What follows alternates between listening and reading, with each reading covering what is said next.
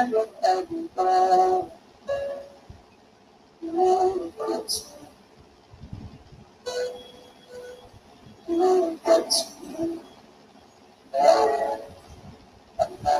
easier after everything I've done.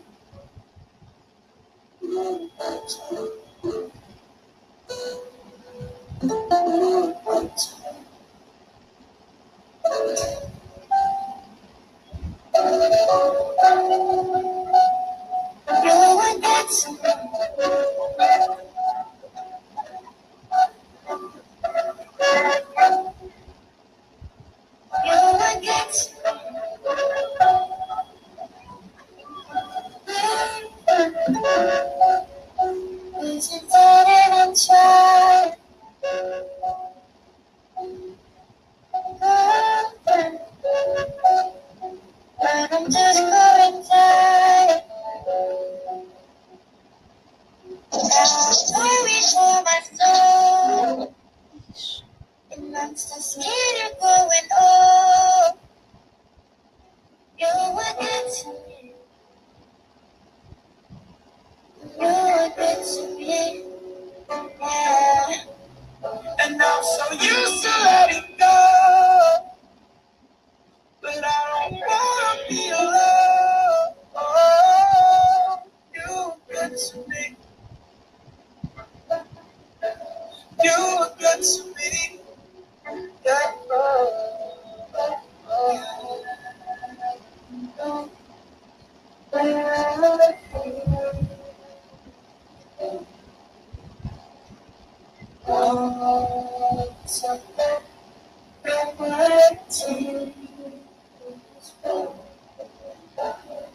You say that I'm sorry, 'cause you were good to me. You were good to me. Now I'm closing every door, 'cause I'm sitting on the good to me. You were good to me. That's why I'm different than before. I won't hurt you anymore, 'cause you were good to me.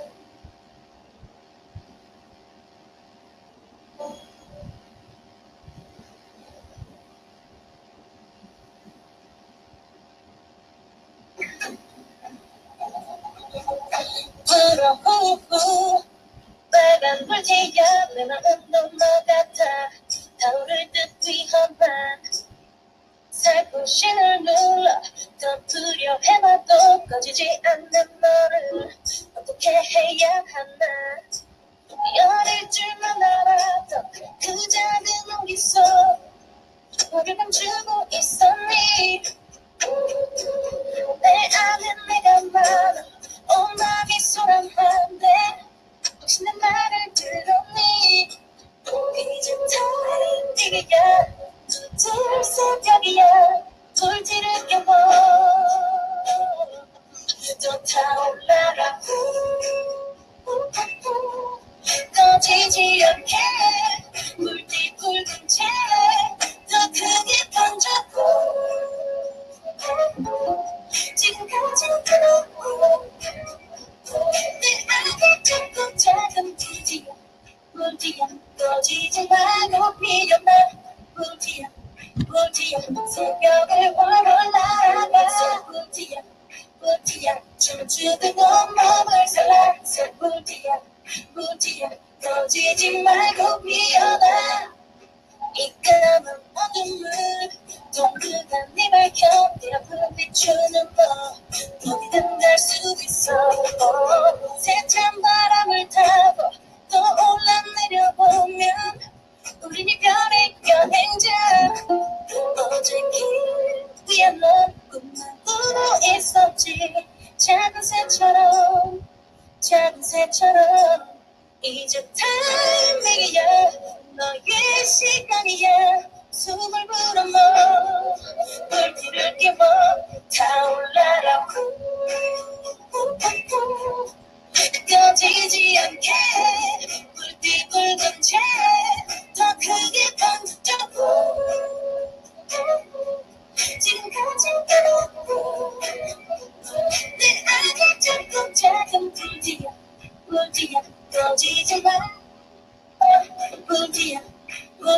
새벽을 활활 날아가 꿀티야 춤추듯 온몸을 살라 꿀티야 꺼지지 말고 피어나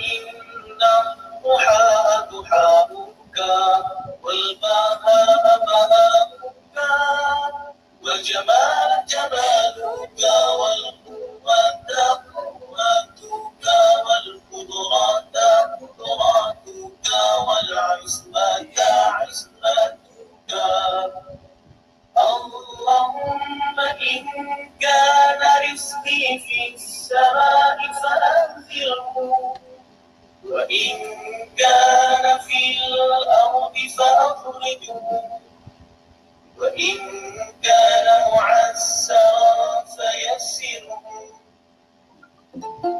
كان حراما فطهره وإن كان بعيدا فقربه بحق دحائك وبهائك وجمالك وقدرتك آتني ما أتيت من عبادك الصالحين يا Allah sesungguhnya waktu duha itu duha kecantikanmu, keindahannya keindahanmu, kekuatanmu, kekuasaannya kekuasaanmu, perlindungannya perlindunganmu. Ya Allah, jika rezeki masih lagi turunkanlah, jika di bumi keluarkanlah, jika sudah permudahkanlah, jika harus sucikanlah, jika jauh dekatkanlah. Bekal waktu duha, kecantikanmu, keindahanmu, kekuatanmu, kekuasaanmu, limpahkan kepadaku segala yang engkau telah limpahkan kepada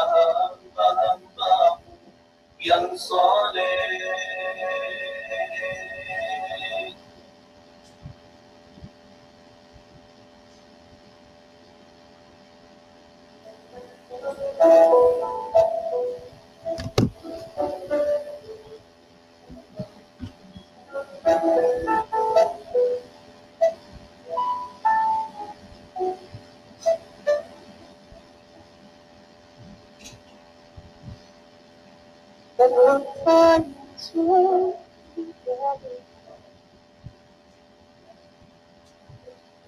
I want you wonder that God is in love. Oh, let come and inside your so that I may see her. Cantore che mata, luego todo se fue. Lo que subiste, remembering you, 내가 그대를 지켜줄게.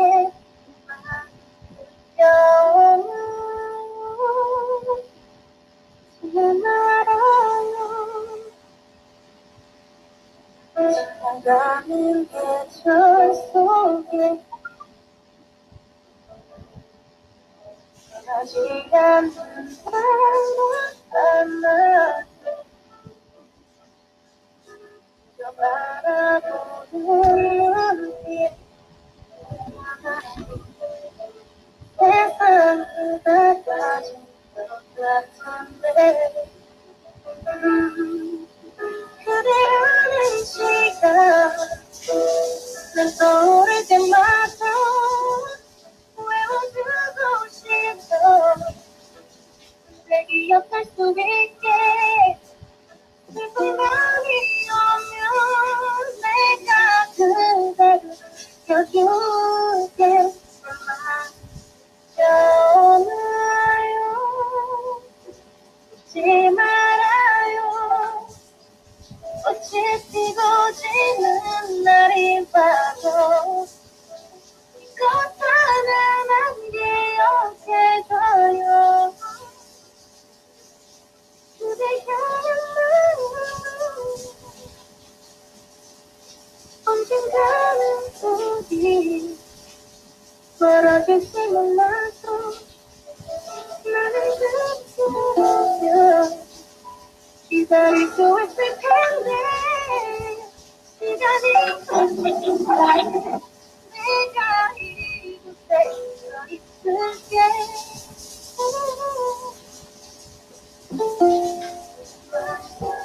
잊지 말아요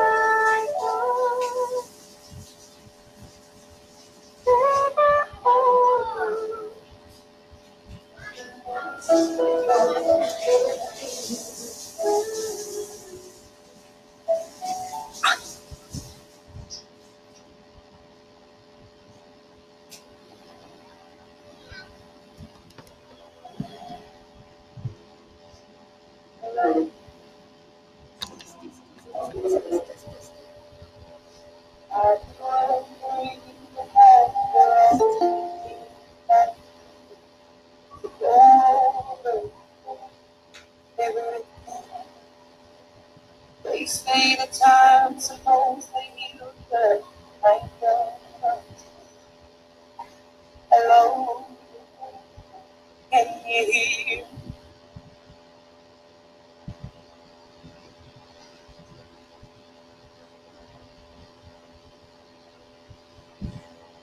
Hello everyone.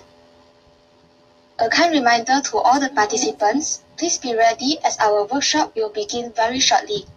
Before we begin the workshop, please kindly mute your microphone to avoid interruption. Next, you may unmute your microphone when asking questions and answering to questions.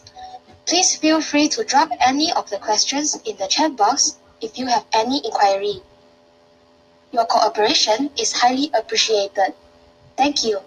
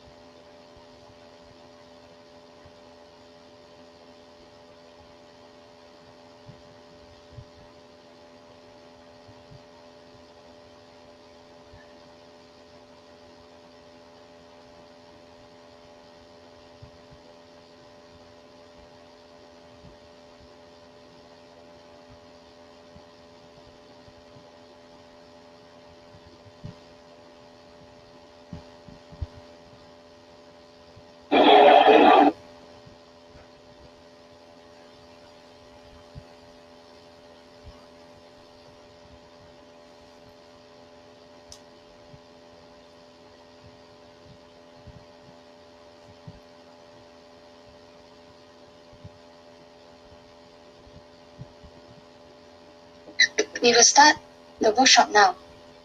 A very good morning to Encik Johan Mat Lajis from the Pusat Co-Curriculum and Pembangunan Pelajar UPM, Puan Zaliha binti Idris, our facilitator and advisor of BAKTISISWA Group 6, Puan Sharifah Nur Aisyah, a special guest from College Technology Antarabangsa Cybernetics, Dr. Azizi Abdul Aziz, our speaker of the day, our director, Mashrina Muti, registered participants, and my fellow teammates. First of all, I would like to welcome all guests and our participants. Thank you for joining our workshop for today, entitled Studying in Malaysia, Do's and Don'ts. This workshop is brought to you by BAKTISISWA Group 6, University Putra Malaysia, under the Handle It with Fun program. It is my pleasure to be your MC for today, and I'm Tang Hui Xin. Before we move into the next session, I believe our director has something to say to our participants. Let's invite our director, Mashrina Muti, to give a words or two. Ladies and gentlemen, it's a true pleasure for me to welcome you all to the Study in Malaysia Do's and Don'ts workshop, the second workshop conducted by students of BAKTISISWA Group 6. Okay, it's me, Mashrina Muti, the director of this community project, handling with fun online program. I'm so grateful to you, Mr. Muhammad Idris, the representative of Pusat Co-Curriculum and Pembangunan Pelajar UPM, Mrs. Sharifah Nur Aisyah, the development officer and the representative from College Technology Antarabangsa Cybernetics, Mrs. Zaliha binti Idris, the facilitator of BAKTISISWA Group 6 and North, Captain Dr. Azizi Abdul Aziz, Director of USS Department of Student Affairs UUM, and also the speaker of our team, for taking time off from your busy schedule to attend this wonderful workshop.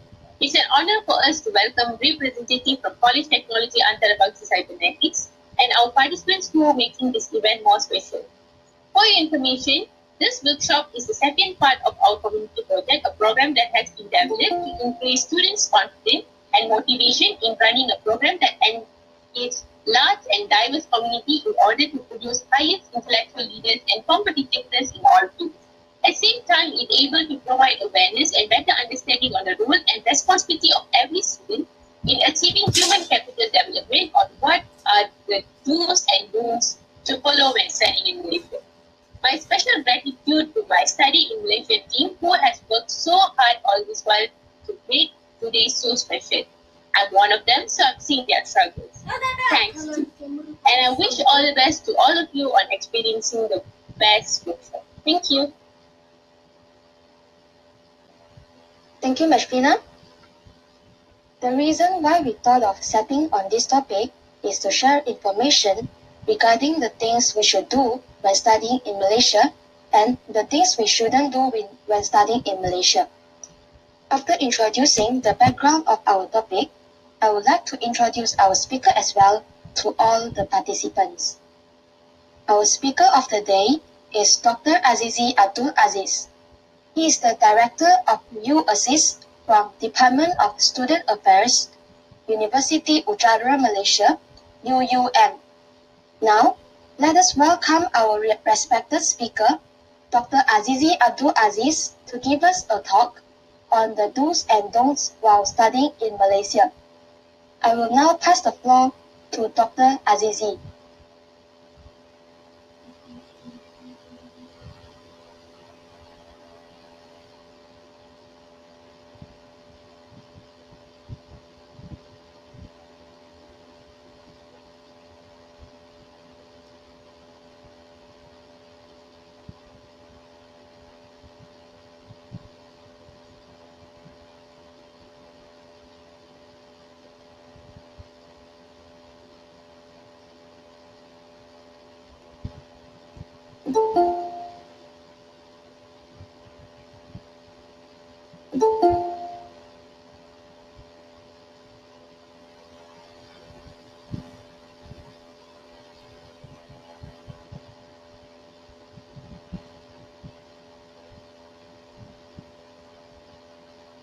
Please wait shortly because Dr. Azizi has some internet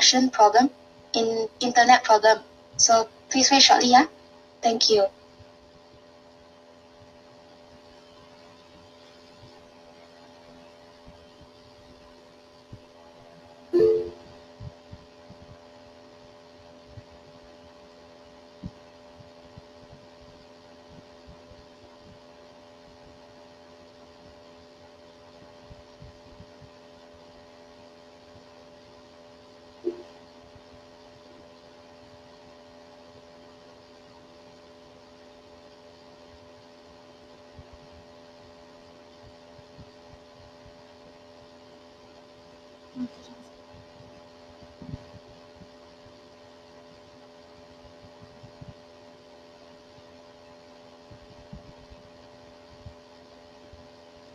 Hi, morning. So I hope everybody will listen to me. Is okay? Is it clear at the back? Yes. Yes, doctor. Yes. Okay. Yeah. Okay, so you can see my slide clearly or something. Okay. Yes, doc. Can see. Yes, doc. All right. Okay. Sorry because has a glitch. I updated my Firefox, so some library got missing, but alhamdulillah everything okay now. And in many ways, that thank you for the University of Putra Malaysia for inviting me to give some. I can say that some discussion about this particular topic.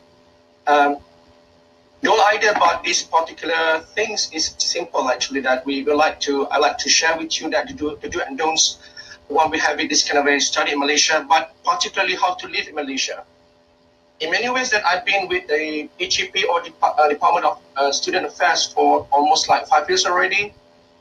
So I'm directing the USCs is one of the student service center where we have all students can have access to the services at the UM directly here, rather than to go to many departments or buildings or also institute. We simply go to one center, and also that student can get it directly from our services directly at UM, rather than to have codes scattered everywhere. So I'll share with you the do's and the don'ts when you study in Malaysia, but particularly at different ways. Because I guess that the main idea about those particular grades and everything, the university will tell all of the students what they can do, whatever it is. For example, in Malaysia, we have in many ways that the grade being paid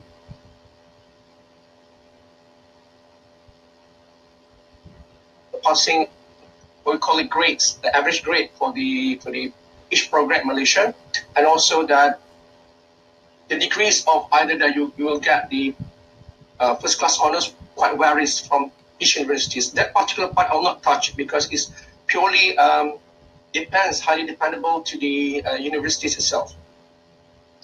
The reason that why Malaysia is quite unique in nature, because we share a lot of things in common, despite we have different faith, multiracials, and also belief system. This is something makes Malaysia itself quite unique.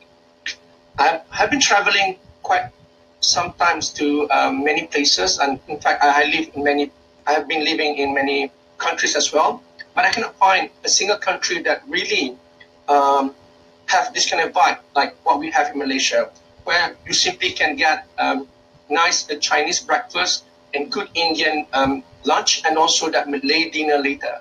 So this particular the vibrant, the kind of a melting pot of the best of each races, faith system, give us a very unique idea about how Malaysia looks like.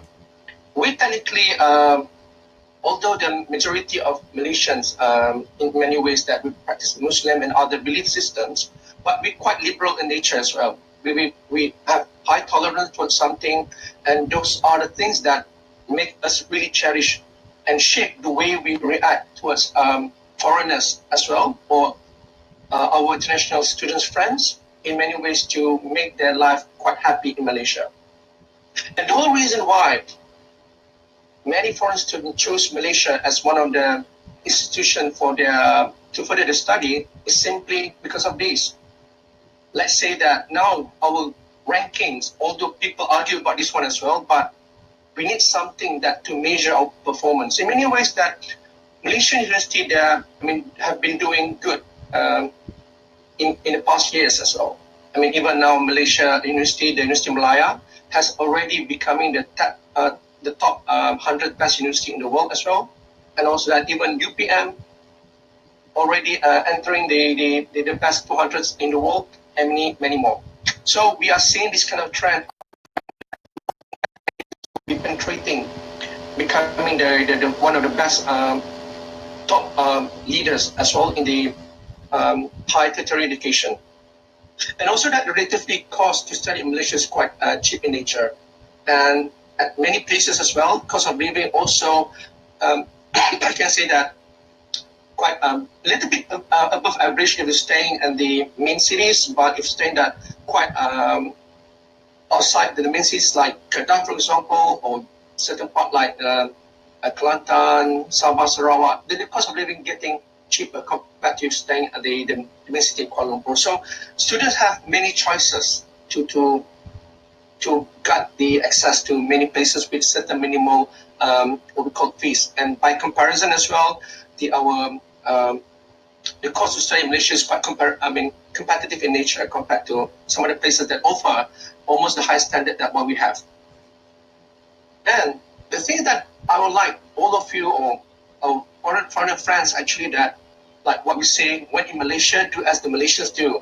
I took it from the idea of the when in Rome, do as the Romans do. The main idea about this because otherwise you're going to have a big issue when you try to put your study back in Malaysia. I'll separate my talk into some segments. The first one is the basic ethics, and then I'll go for greetings, language, visiting, eat your food, give and others. That's something that quite unique in nature. The first one is when you receive something that from others. This is very basic ethics. You simply cannot like say use your left hand. It must be with right hand, or you have to receive it with two hands. And also that don't you dare to smoke if the elders are around unless they ask you to join or they're smoking together. This is kind of what we call it the thing that I've seen that some students, the international students especially, they do not know this. Perhaps from where they came from, it is okay to have this kind of some what we call it I can say culture, but in Malaysia don't do that. And also that never ever that if you want to touch someone at this is very a big taboo because for us Malaysian we think that that is the most sacred part in our body. So never ever, even you want to pass something on top of our head, if you have to do that, you have to ask for permission. This is what we call unwritten law in many ways. So accordingly in nature. Don't simply try to do this. Even people can get mad if someone touches the head without information. And pointing. We normally that we want to try to formulate and not simply show that the fingers as it is, but we show like the faulted ones, rather than to show that particular remarks like we're doing with your friends is okay, but with the someone that strangers and someone older than you, so it's gonna be like really a big problem then. And even if you have a boyfriend, girlfriend, even husband and wife as well, but do not try to show that kind of a so romantic affection in public. I mean, do it moderately. I can say that sometimes that yes, of course, that the urge is there, but try to do it moderately in many ways. And dress up. This is particularly that my concern as well when even at the UM, especially to Malaysia. I mean, some students that when they came to Malaysia, they thought that wearing this kind of a attire, it is okay for them to wear it here. When we advise them not to do so, they argue, say that no, in my country I can wear something like this, but unfortunately, you are not in your country anymore because these kind of issues that it raise concern among students as well. I still remember one of the students coming from country X, for example, and then people talk about it. We have this kind of discussion with students. I mean, it's quite inappropriate for you to wear like super sexy when you in the campus or in the campus especially. So Super sexist means not just a dress for female, also for male as well. Sometimes that it is, some people feel not comfortable if you're wearing certain kind of a dress. So in this particular case, try to take the average part of it.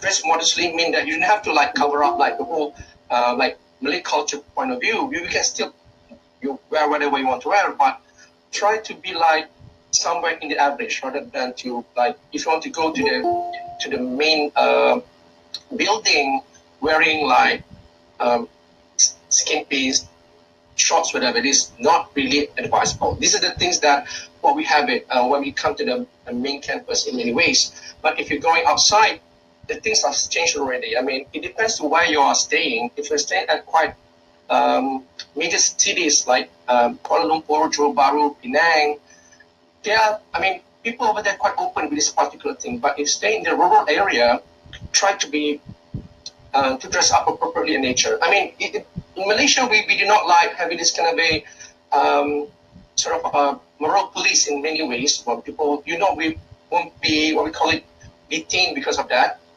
But in certain states, yes. I mean, but normally that being will be. I mean, this kind of a rules apply only for Muslim. I mean, Muslim or Malay in general. But others, you are free to wear anything that you want to wear, you wanted to wear. But again, dress modestly in nature. And also that when someone's sitting in front of you, or especially the elders, if you want to pass in front of them, please ask permission. Also, at least you go and bend a bit. And don't you ever simply like run in front of them. This is quite rude in nature. We're talking about, because in Malaysia we have some people quite open with that, but we need to take what we call the worst case scenario. So if you did something wrong, as simple as that, just simply ask for forgiveness or say sorry or say, in Malay we call maaf. So should be okay with that. And also that you need to consider some Malaysian, they do not drink alcoholic drink or eat pork or beef due to their faith or principles or their religion point of view. So quite try to be considerate in many ways. Like let's say you want to share the same what we call it the table, ask for permission. Normally that some people they're okay with that. I mean, in my case, like if you want to drink alcohol from me, I'm okay. You want to drink it, not me, or you want to eat like pork or something in front of me, it's okay. I mean, but you need to ask permission in many ways. But normally that in general, if you don't know the person, it is highly advisable for you not to do that. Sometimes this kind of a belief system, we like the feel offended if you're doing that. And feet, don't you ever try to move things with your feet, or let's say you want to display your souls of your faith to others. This is quite inappropriate. I mean, in many ways, in other cultures, not just Malaysia, if you go to like, I did my study in the Netherlands, and this is quite a big no-no in many ways. It's like super rude to do that. So do not use your feet to even to point. So I mean, this is quite, for your friend might be it's okay because you kind of a, you know already with them, you know everything, their behaviors and everything, but the others, I would rather to say don't. Another one is the Malaysian is something that really quite unique as well. We do not really vocal in nature. Rather than to say no or whatever it is, we try to give non-verbal cues of doing so. I can say that even like say you want to leave certain places and everything, or you want to pass certain people, you just simply like go slightly and then you leave. Okay, because verbal in nature, I can say that. I can see that as well. We practice things that quiet is something that we really appreciate during certain event, rather than to have it like all the linguals here and there, and all the lingua coming. So we always like give this kind of a body cues or non-verbal cues when trying to express something, which is something quite difficult as well. We as Malaysians understand Malaysian in many ways. We go more about it later. And also that greetings is something that quite unique in nature. You can simply greet as simple as like good morning, whatever it is. but also that is appropriate as well. At many places, you need to practice certain skills to say so, because it's simple. Like if you have a group of persons and you meet them, you need to say to greet to the eldest person first rather than to the young ones. Okay, the best way is simple. Like you can simply say that how are you, like apa khabar, whatever it is. If you're a Muslim, you can say assalamu alaikum, or let's say in Chinese ni hao, or those particular things. So by having this kind of a direct meaning of greetings, you can get this kind of a close friendship later. If you saw the elders and you don't know their name, you can simply say pakcik or makcik or uncle, auntie out of respect. It's really simple in nature. So even you can meet the strangers outside, you can use this particular word, uncle or auntie, even they are not your close relative as well. This is something that's quite unique.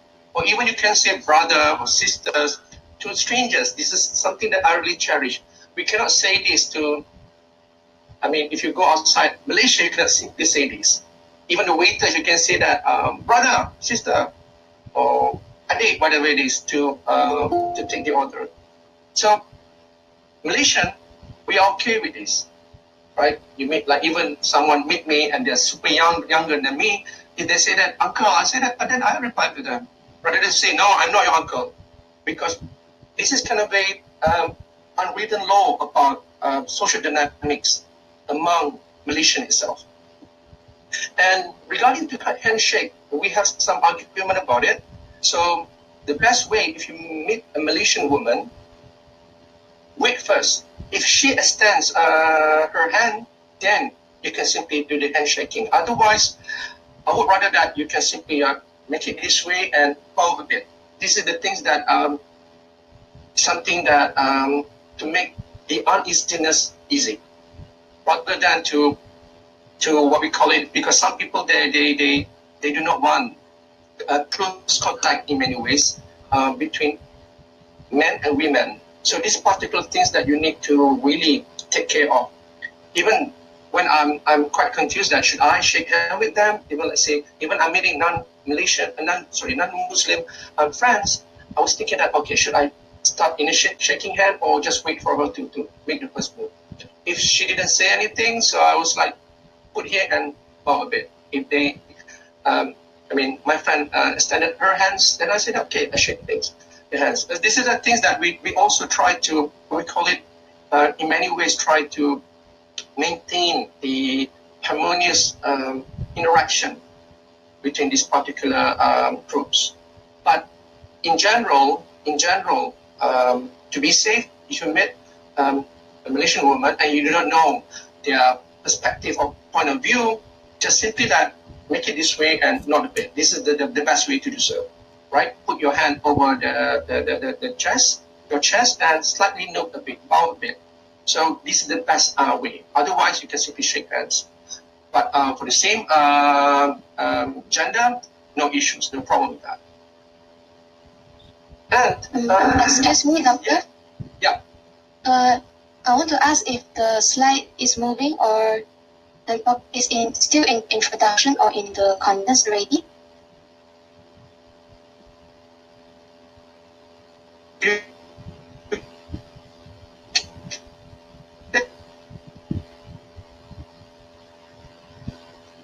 Can you see this slide? Sorry. Oh yeah, can already. Thank you, doctor. Can you see the slide? Sorry. When I'm moving this one, can you? No. Yeah, can see it. But this one is okay. Yeah. Okay, this one might be that. But this one you can see. Yes. All right. So actually, I'm here already. Okay. Thank you, doctor. Okay. Never mind. I'll please. Okay. Good.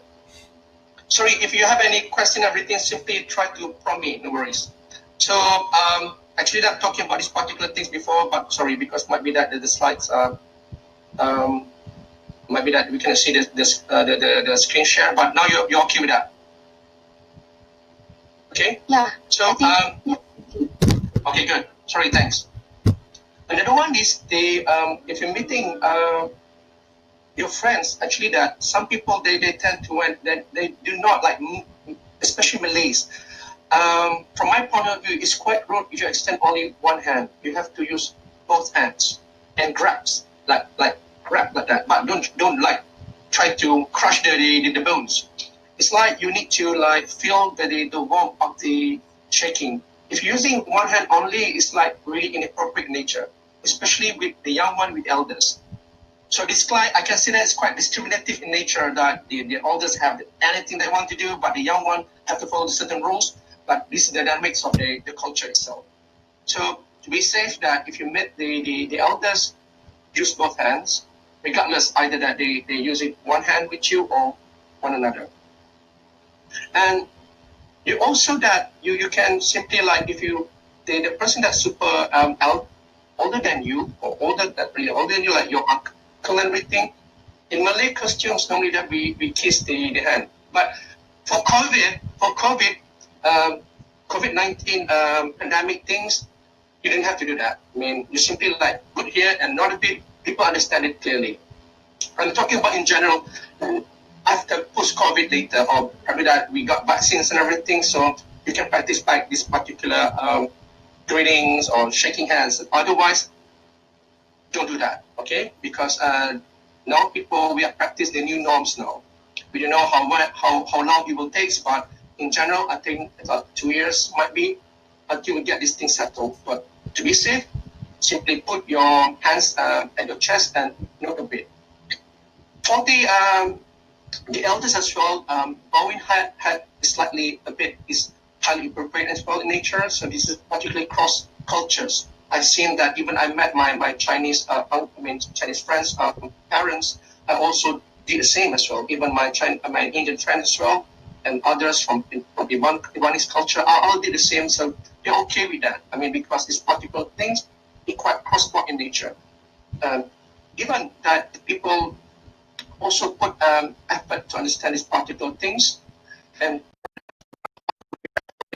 bowing a bit always gives a unique perspective of showing respect. So I think that one should be okay. Okay, that one should be great. The thing. And language perspective is also quite unique, because Malaysian, especially by using English language, we have another term of dialectic things. We call it Manglish. So it is how you can simply integrate Malaysian point of view with your English language. We do not expect that people in Malaysia will speak like the colloquial English or British English, but it's like Malaysian English perspective. We add a lot of lah at the back, and something, it's like whatever you have to do lah. This particular thing that make us quite unique. It's like in Singapore we have Singlish, right? In Malaysia we have Manglish. So this particular connection always play an essential role when you're communicating with the locals, in English especially. So using this kind of, Queen English, or what we call it, the British, total British English, might be like, feel like quite, cannot fit well in our society in many ways. So, right, try to learn a bit about this kind of how Malaysians use their English language in nature. And again, I like to share this kind of important information here. We Malaysian, we simply do not like with strangers. We simply do not. We having this kind of rather verbal but non-verbal cues. So we put some figurative ideas about to express their point directly, rather than to say no. We say something else. So this is the things that quite contradict in the pure nature. If you go to the Western countries, they say no means no, but here we didn't say no. We say that I say, okay, I'll think about it. And the most popular things among Malay, they say that inshallah, but they don't have any intention to go to your place, for example. So this kind of misuse of the term. When I say that no to my friend, they will feel like a little bit offended with that. So you need to find a way to tell no, but in a very subtle way, rather than to say direct no, especially to strangers. But you have to also that check with certain condition as well, rather than if you're having this particular condition where you have someone want to insult you or want to force you to do something, you can simply strictly say no to their face. that would be appropriate in that particular condition. But in general, to say no directly for something which is not life-threatening, whatever it is, this is not truly a Malaysian point of view, right? So it's sometimes difficult, even myself, to understand my friends when they say no or yes. We have to figure it out or ask again in nature. So if you want to know the real meaning what they're saying, no problem, you can ask them. Are you saying that you will not come? And then they'll say. But for them to initiate in the beginning, for strangers especially, so it's quite rude in nature. This is even quite puzzled with this kind of particular condition as well. And to not like making you are talking like you're singing like in karaoke and everything, or shouting to people. This is inappropriate in nature, because certain countries as well, they have this kind of way. Why? When they talk, they simply like want to shout. Because I have been dealing with many international students, I found that that's in their culture. It's not like they really want to shout, but this is how they speak. Like one of my students coming from, especially with due respect, from Middle East countries, they do not, scold me in many ways, but this is how they talk.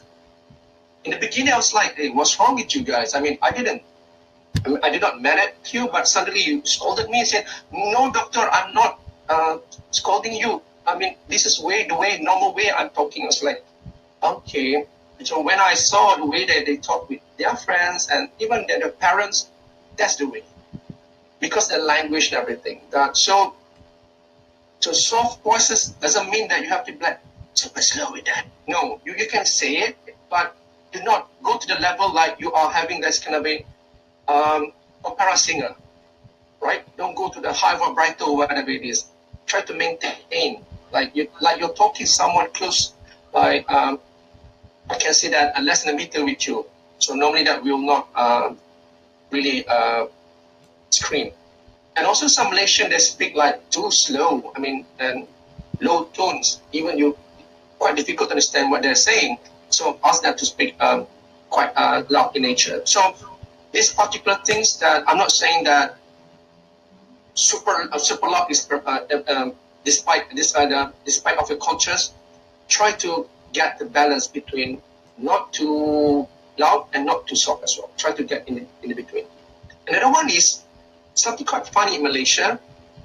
Malaysian normally that they laugh something that even they were embarrassed with that. Sometimes I did this as well. So it's like I can say it's defense mechanism. So when they laugh, but you can read the between in the between the lines. You can even see that the facial expression change. Even they're laughing, so maybe they're not easy with that. Because it's either that we try to avoid conflict in nature. So please, when you're laughing, but it's not a sincere laugh, something is happening. Be careful with that. I think that is quite cross-border with other culture as well. And when you are trying to show something or try to invite people like beckoning, so don't use a finger alone. You have to use like this, or whatever it is, or like this. So normally we use this kind of a movement. The whole reason is simple because it's quite insulting. Like if you're using one finger, or also that finger facing upward, okay, it shows that you want to incite certain what we call it aggressive behaviors. Be careful with that. Okay, be careful with that. And also that never ever place your hands on your hip, on the pocket during conversation, because for Malaysian it means that you are angry. You feel that not comfortable with the interaction. You want to scold them. So be careful with these particular things. And physical contact. If you are good friends, it's okay. Okay, you can simply touch certain part of the body. Be careful with that. But for the strangers, don't you dare. Okay, don't you dare. Otherwise, they give permission to do so. These are the things that you need to simply ask permission first, especially with different gender in many ways. So they find it quite insulting, or they're not comfortable with that when you're trying to go to the close, we call it social proximity. Be careful with that. I mean, if you really want to get close and everything, ask for permission. Even when I take photos with my student, I mean, in class already, like we've been like one semester, we quite close in nature. I did ask for their permission. I said, okay, guys, okay, can I be like, properly together, or, get close together? Otherwise, they say that if they're not comfortable, say it's okay. But now, again, with the COVID-19 thingy, close contact or close proximity is something that we will not try to do. So technically, you are safe in nature for time being. But in general, in the normal situation, try to avoid that. Try to avoid this kind of butt slapping or touching someone else's shoulders without any permission. And when you have been invited to certain to attend their houses or functions and everything, the first thing you need to do is wearing a cap or a hat when entering the house is not quite appropriate. I know we did this sometimes, but actually that from the elder's point of view, it shows that you are not that really, having this kind of a certain gesture.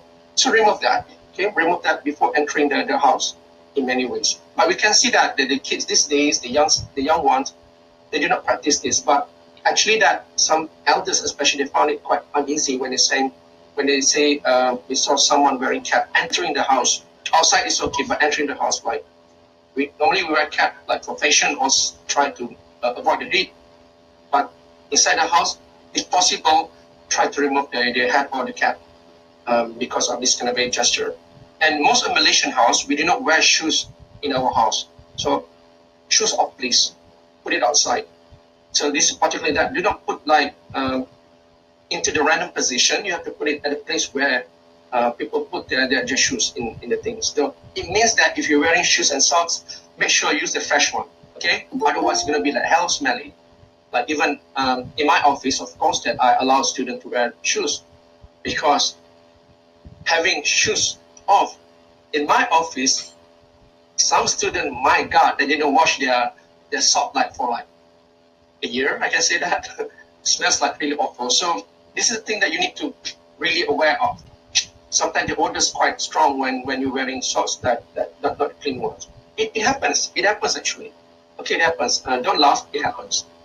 And if you are trying to offer something to the hostess or to the person that invited you, sometimes that you need to bring something. Normally, that these are the things that we always do in nature.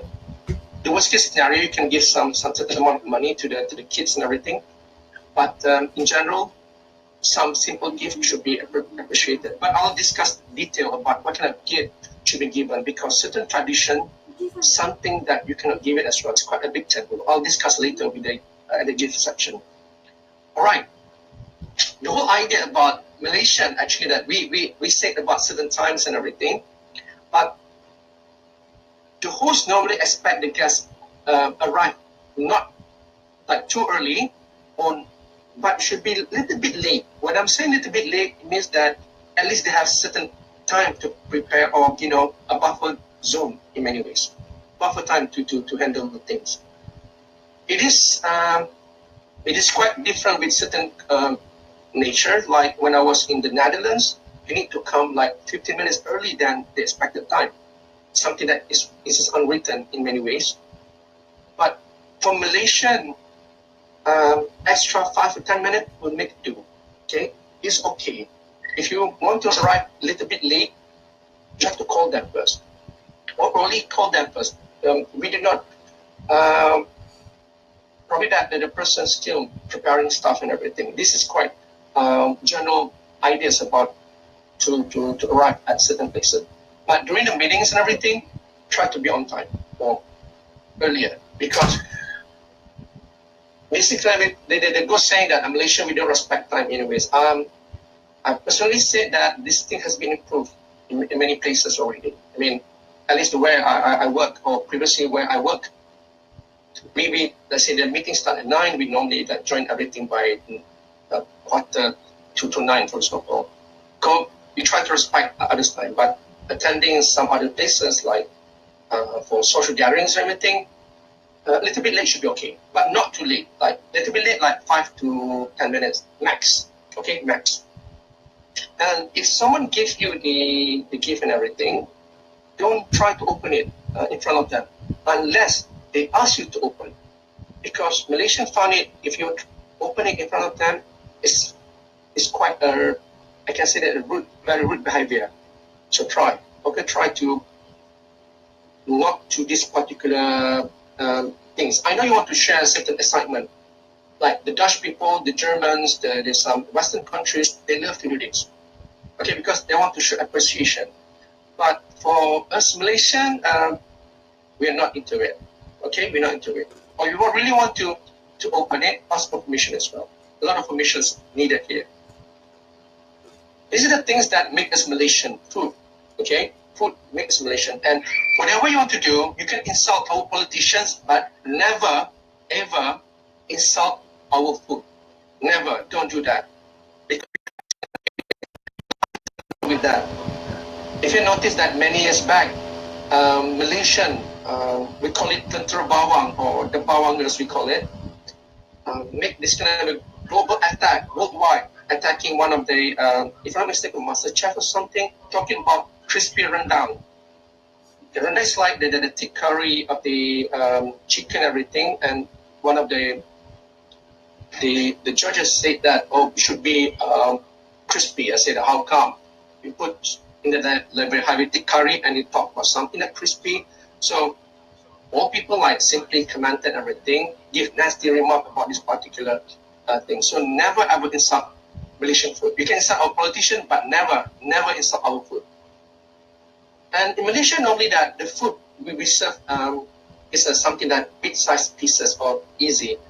Unlike steak or perhaps that chicken chop is quite big chunk in nature, so you have to use knife. In Malaysia, using knife is not really a practice. Okay, practice. If you attended certain events, like formal event in the, let's say, in the certain places like hotels or anything, they have it. But if you ask knife, if you went to mamak stall or typical restaurant in Malaysia, they will look at you. Knife, or what? So these particular things that you need to really understand. Okay, we do not use knife in our general eating process, I can say that. And in general also that people, we use their hands to eat. Okay, we do not use the whole thing, but we use only in the our fingertip to eat that. But otherwise, if you feel not comfortable with that, you can simply ask fork and spoon. Okay, that the particular things are quite available in many places or eatery places. And never use left hand, always use right hand, regardless. Okay, because Malaysia we find it using left hand is quite not appropriate in many ways. I'm Kidalis. It's quite difficult as well because my left hand is quite dominant to my right hand. So when I'm trying to handle something with spoon, I normally use the left hand. So this is quite dominant. So when I want to pass something, I have to say sorry. I'm left-handed, so I have to make like this and give food to others. So this is the way to do that. And if you're at a restaurant, you need a sort of like, say you want to order something, let the host order first, or let them ask you. Or unless they say that, okay, you can order. But in many ways, try to respect. Doesn't mean that the host say that, oh, order lah. No, doesn't mean that order anything that you want. Try to be responsible and appropriate with that. Okay? This kind of thing that unwritten rules that we have in our community. And when the food is served, let the host or elders eat first. This is a particular slight gesture of respect.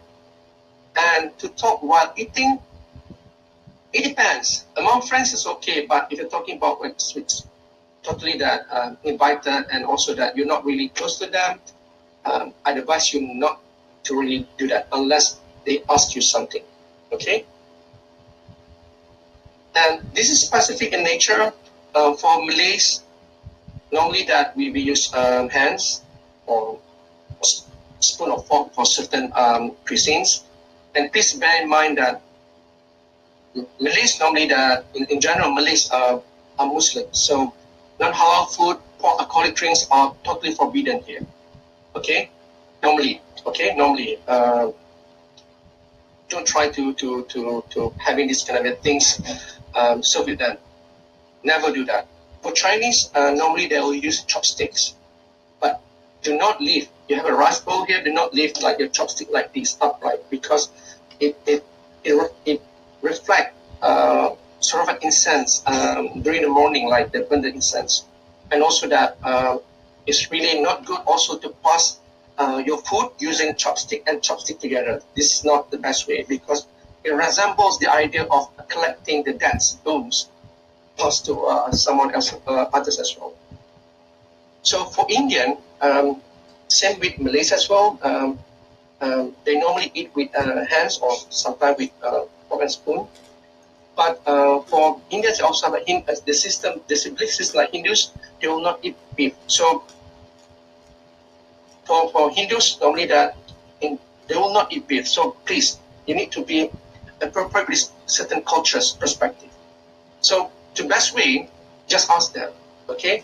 If you want to eat either whatever it is that forbidden in nature, but you want to eat it, some people that are quite liberal in nature, they say that, okay, you can eat with me, but don't share. Sharing means that, for example, like say Muslim, like we believe on this particular strict standard about the halal perspective. So you cannot use my spoon to eat your pork chop, for example, or whatever it is. These particular things totally forbidden. So this kind of dynamics actually is quite important to be well understood. Otherwise, will be fit enough for certain communities in nature. And also that to give some gift. Be careful that, especially if you want to give something to your lecturers, right? Sometimes it can be considered as bribe as well. So my point of view, you want to give something that someone that having certain influence on certain impact, don't give it when you're still studying. Never. If you really want to give some gift to, let's say, your lecturers, something that someone that close to you to say thank you, do it after you got your grades.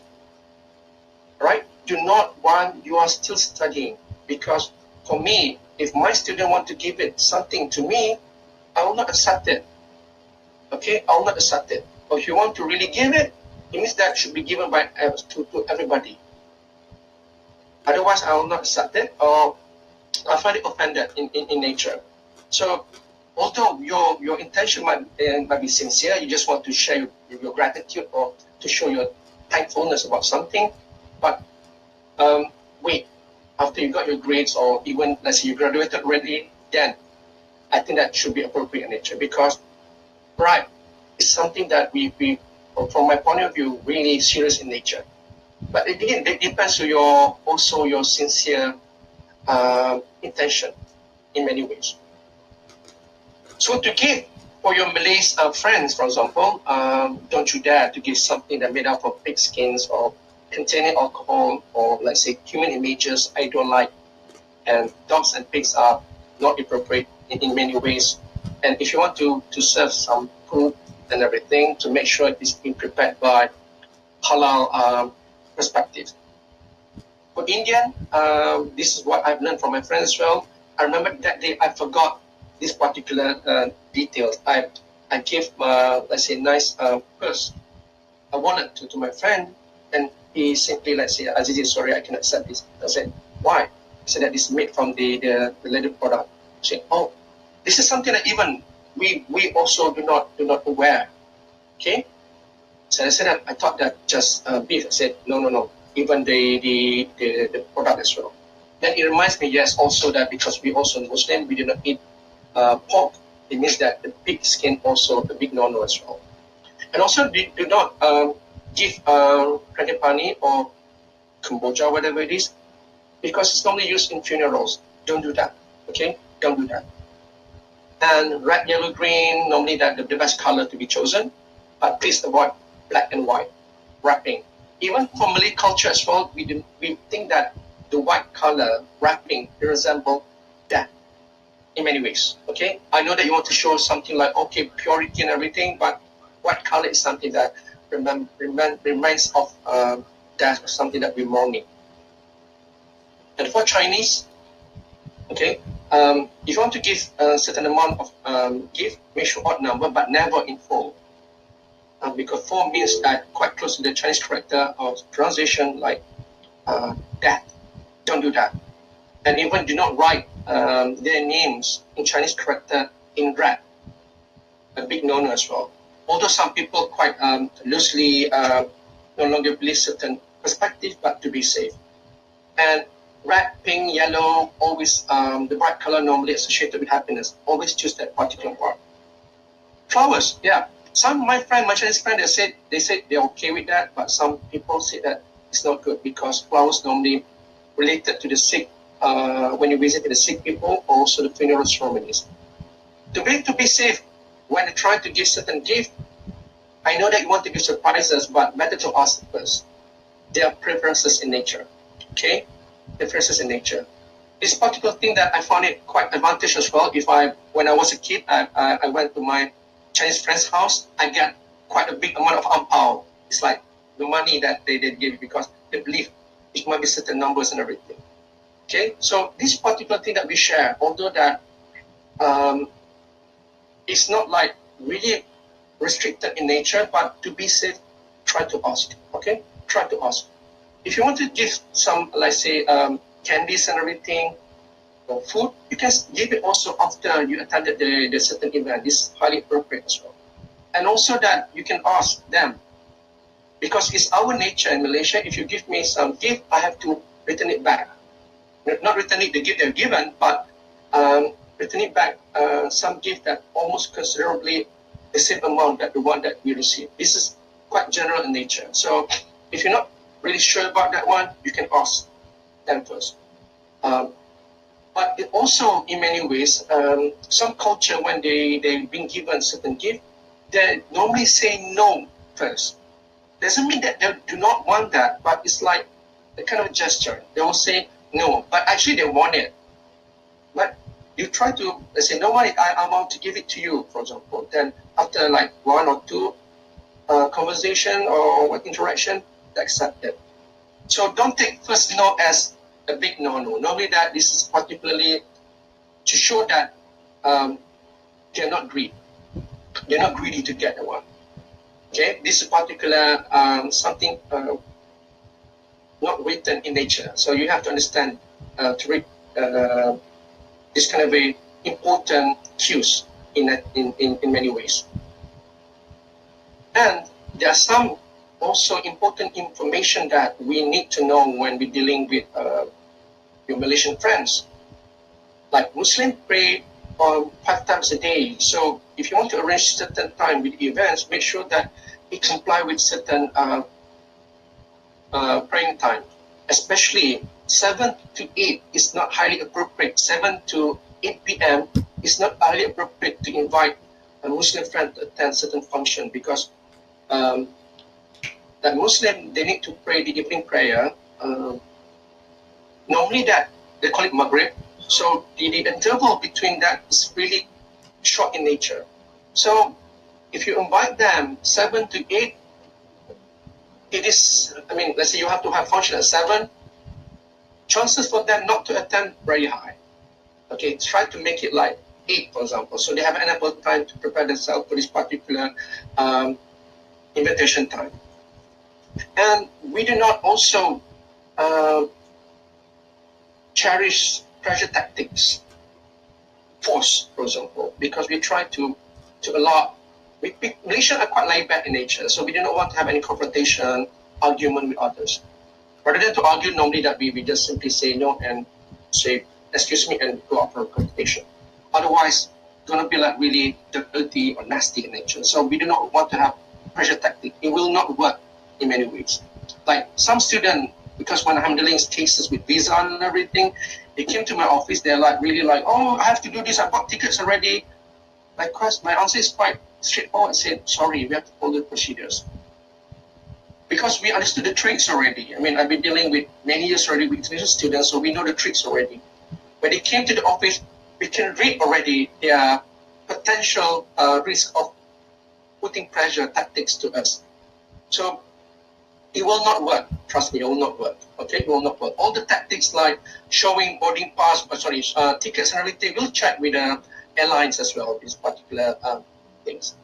All right, so be careful with that. I know that if you really have issues, for example, let's say you have to go back to your home country immediately due to some issues, you can talk to them, discuss with them, but do not put sort of if then this condition or this particular, you have to do this regardless.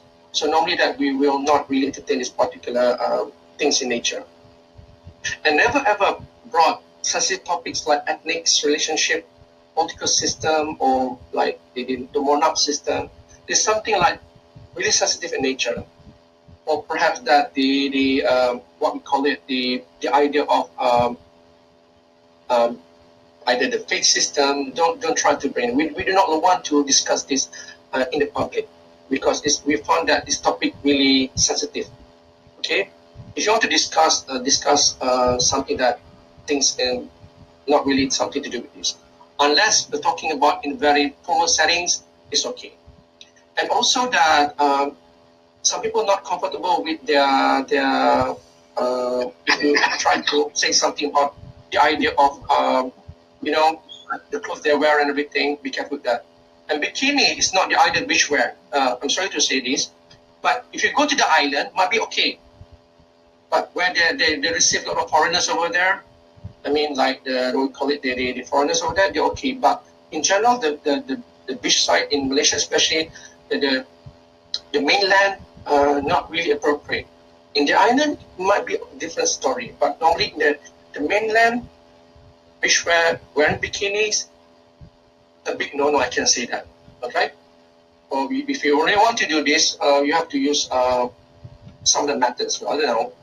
Okay, get a very high secluded private beach to do this, but not really in public in general. And also drug possession. Never, ever, ever, ever try to do this because this means one-way journey. If you're being you're found guilty handling or possess certain amount of drugs, then it means that you have to say goodbye to the world in the end. So this Malaysia very strict with this particular condition. Not just Malaysia, even like Singapore, Indonesia, we are practically strict with this particular drug possession. So please be careful. And I didn't put it here as well. People ask, even my student asked, my Malaysian student, they asked about issues of LGBT and everything.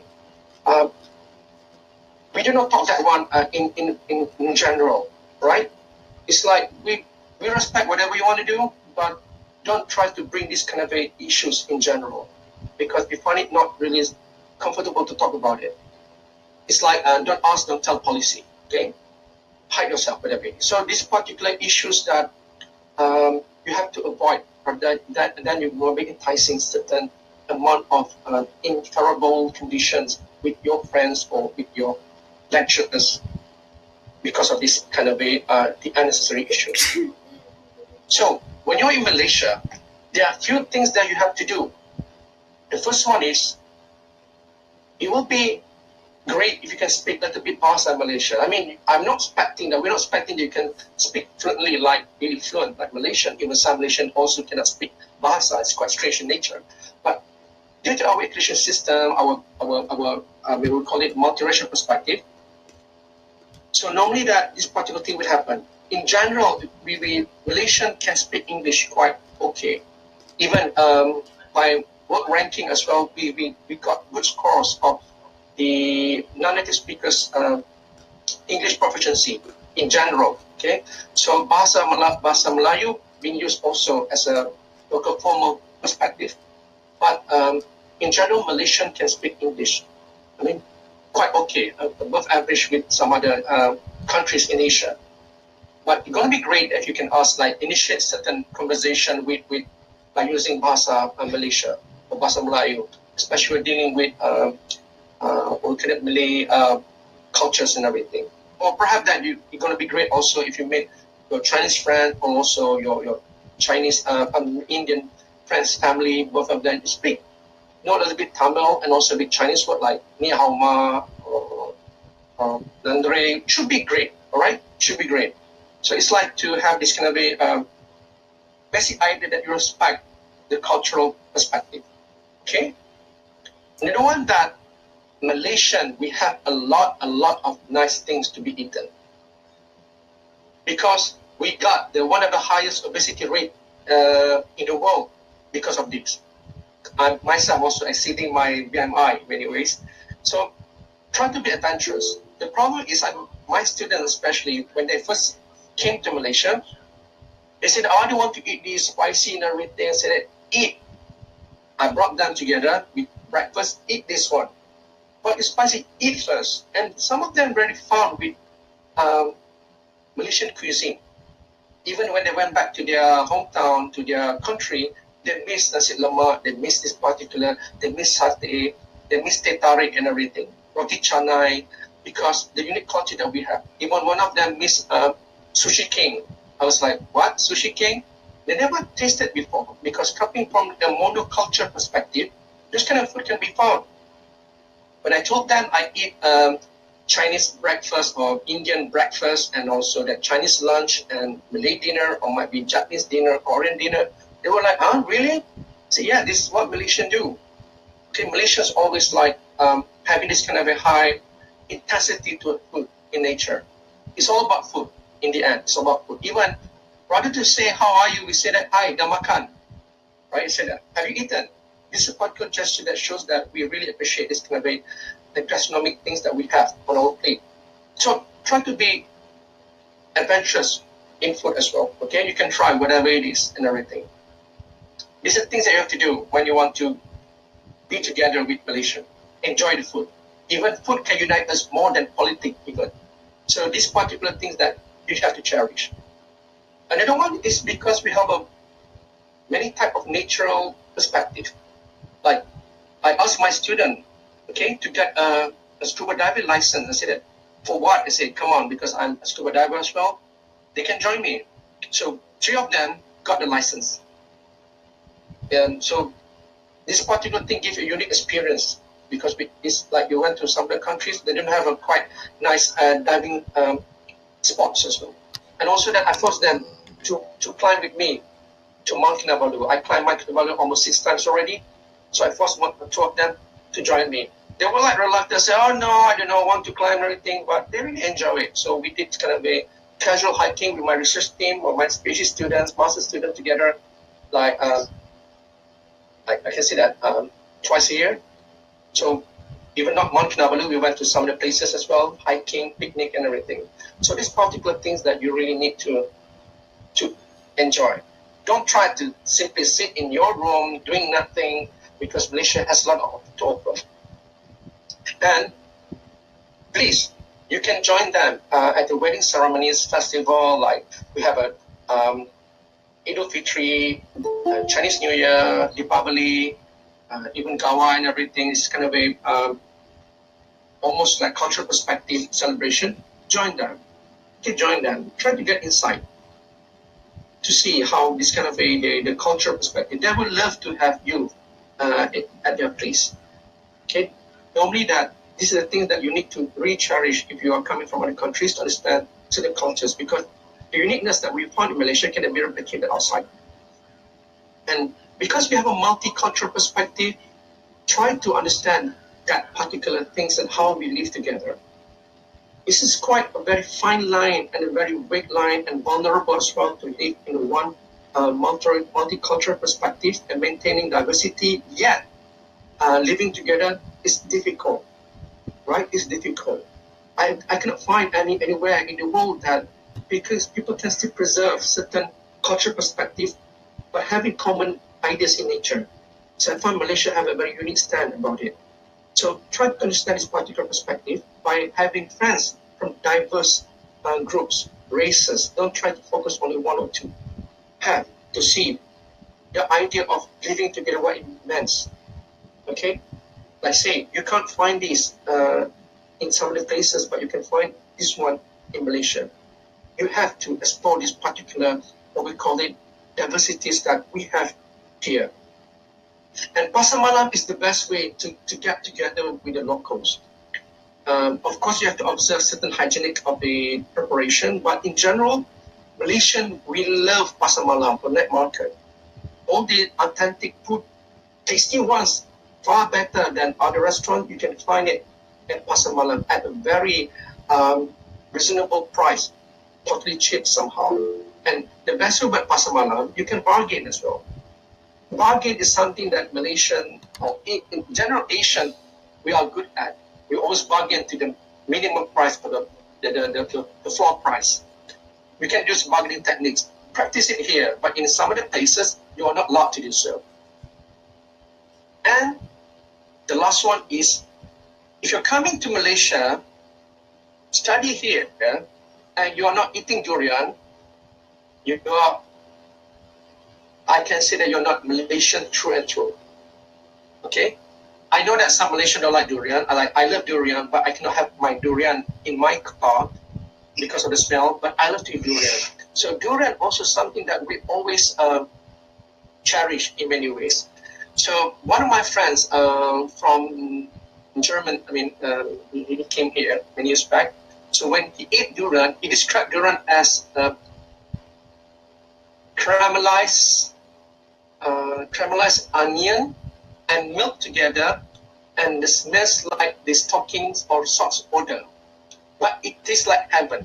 So it's like that you may judge durian badly if you found that the stinky smell, full odor, but the taste is like the creamy thingy, caramelized taste in nature, sweet, despite the pungent smell. So try to be brave. So in order that to be accepted as Malaysians, so and so, durian is our social gathering in nature. So people talk about durian. If you eat durian, then you can say that, I've been in Malaysia already. Otherwise, you're not 100% being Malaysia in nature. So those are particular things that I've shared with all of you here. It's quite a general nature about how to live or to survive Malaysia. In many ways, Malaysia is quite laid back in nature that I did mention before. So we always enjoy things. We cherish outsiders. We like to share everything that we have, and also that we are quite warm in nature to accept certain discussion. But if you manage to follow certain the things that the do's and the don'ts that I've shared with you, in many ways you're going to be safe. And like my students as well, they really want to come back to Malaysia, although that they've been here like for 4 years already. So they say that okay, when they got married, they come to Malaysia for their honeymoon. So I don't know why I said, hey, come on guys, go to some other place. I said, no, they found it Malaysia like close to their house because of peace. Because when you are here, we treat, especially our family. These are the things that make Malaysian quite unique in nature. So after you have already gone through the whole process, now time to graduate there. So this is what University of China Malaysia wrote. Quite not nice, right? Pale blue and everything. But after you graduated and everything, the whole thing will remind you about being Malaysian. Even I told my friends, my students as well, I told them that actually that you are more Malaysian than I do. I said, why? Because you have these kind of gestures and everything. But said to Malaysian, that we are losing these kind of values anymore.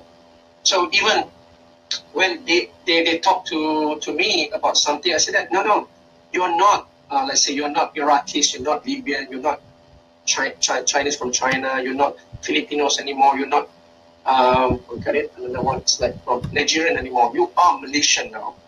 Why? Because you are embracing our culture, so we accepted you as ethnically equal in nature.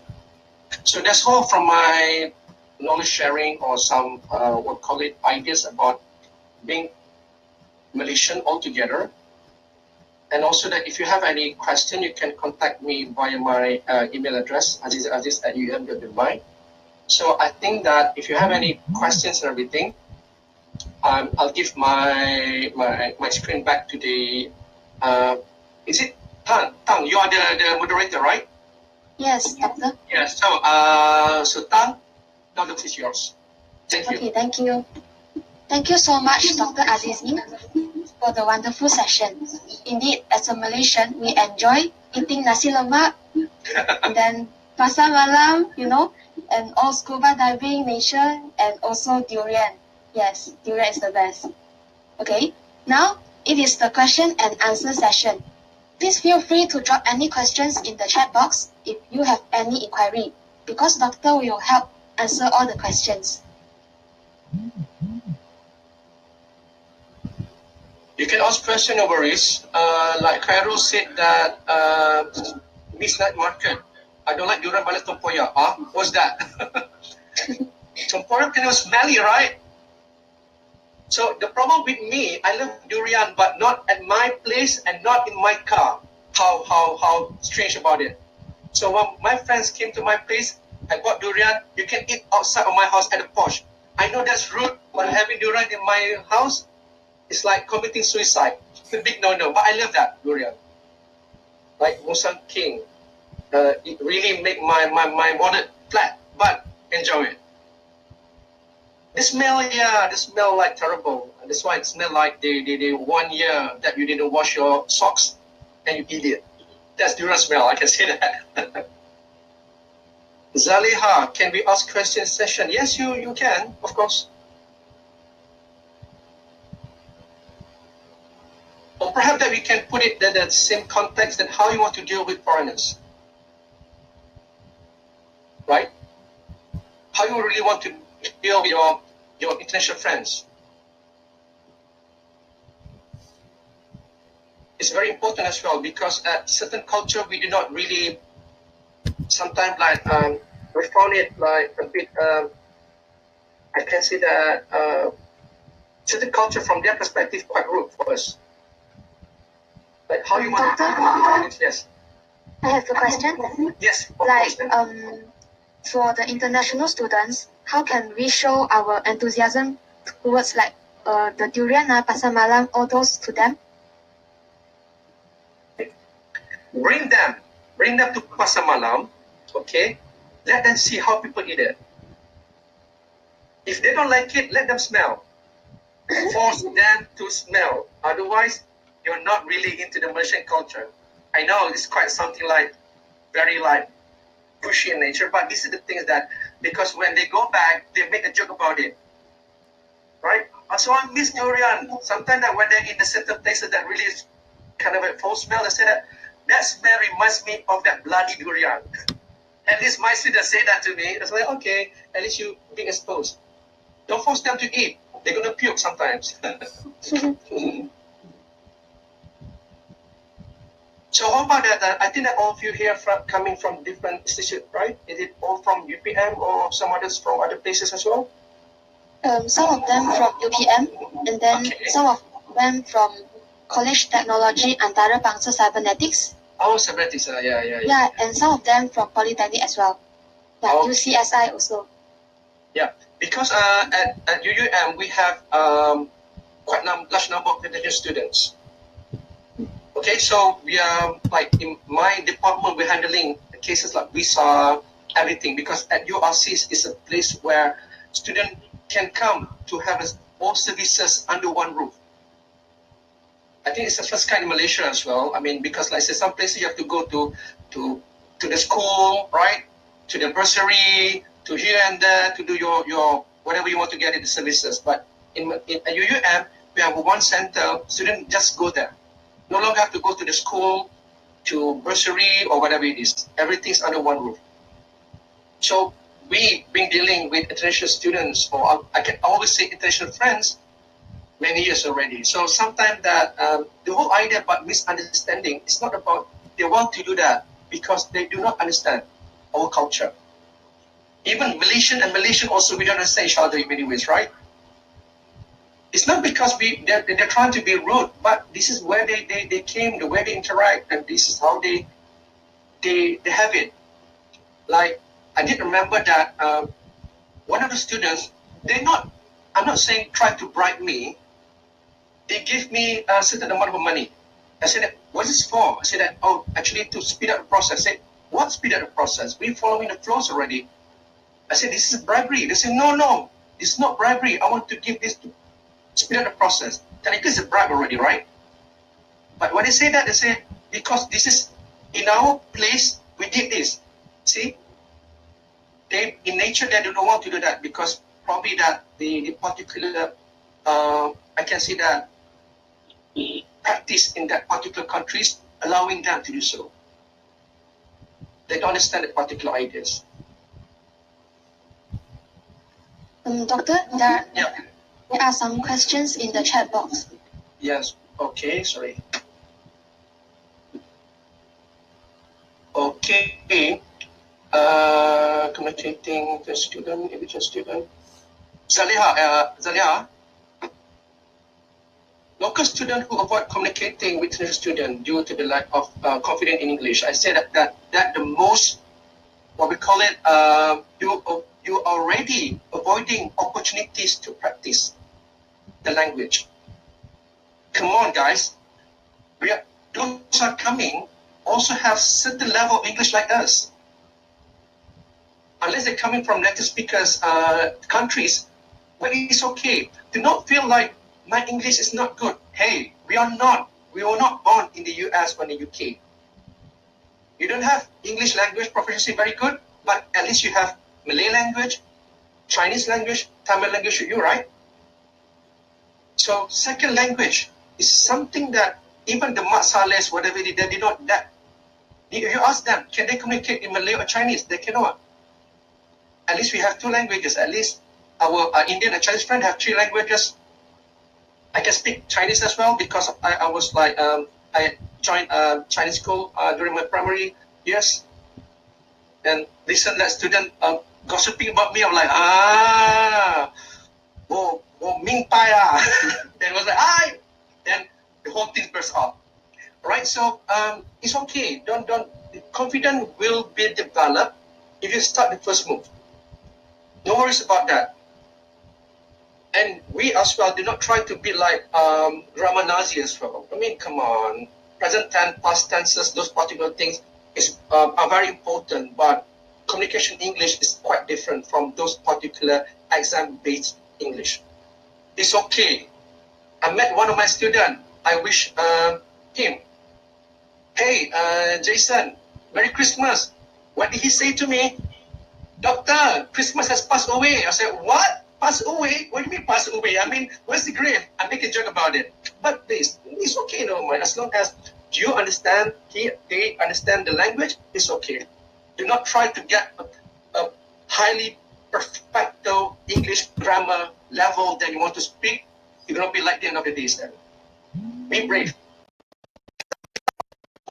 No worries. Throughout the time, you will improve your skills. Take them as one of the methods to practice the language. Like one of my students, he has this kind of a Malaysian girlfriend. I said,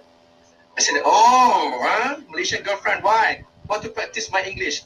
I know another reason, but I was like, it's okay. I accepted the reason, right? So these particular things actually that take it as an opportunity for you to practice the language. And don't try to be like, at the same hurt all the time. Like confident. You have to try then, otherwise you don't know. When I was in the Netherlands, I had to speak Dutch language. It's difficult, like German language, difficult. So what I did, I tried. Right after 4 years, I'm not saying that really well versed, but at least I can conduct conversation in Dutch language. Or the Lintang Hukam, whatever it is, I don't care. But if I said I want to go there, they understood my instruction. Good enough already. Okay? They're not English teachers anyway, no worries. Lee said that, do you think Malaysian universities should provide college to stay? We have this kind of a sort of argument as well in Malaysia. I mean, at University of Malaysia. Because when you study abroad, normally that they have limited places for international students to stay. Most of us, we have to find our own accommodation. The whole reason actually that the priority for colleges actually or residential, normally for undergraduate especially, right? Graduate, you have to find on your own. My perspective, I think that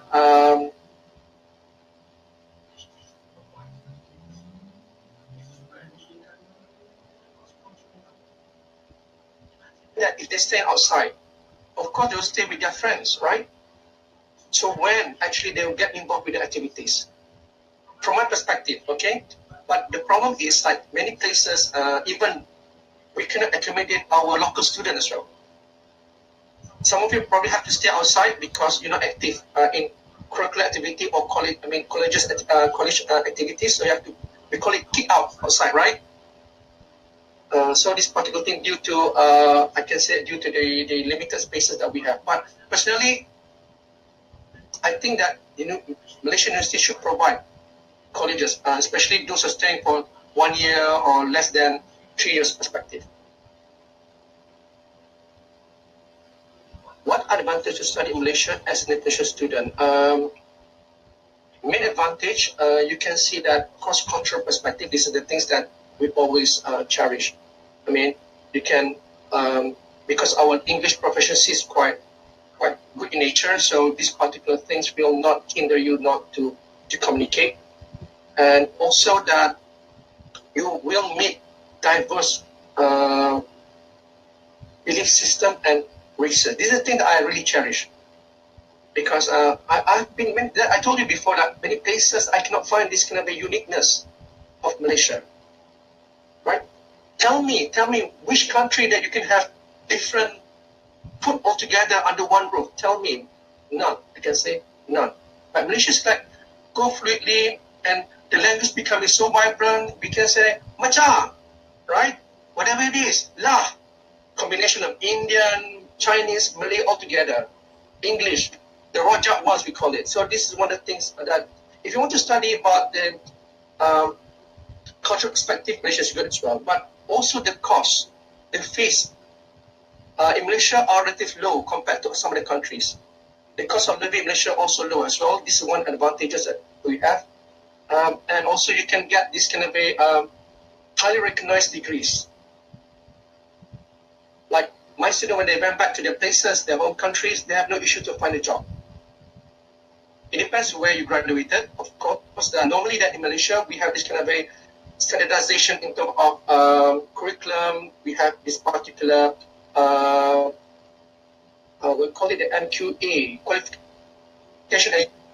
The colleges, the university simply like want to do some program without any permission. So we, Malaysian authority observing the quality at least.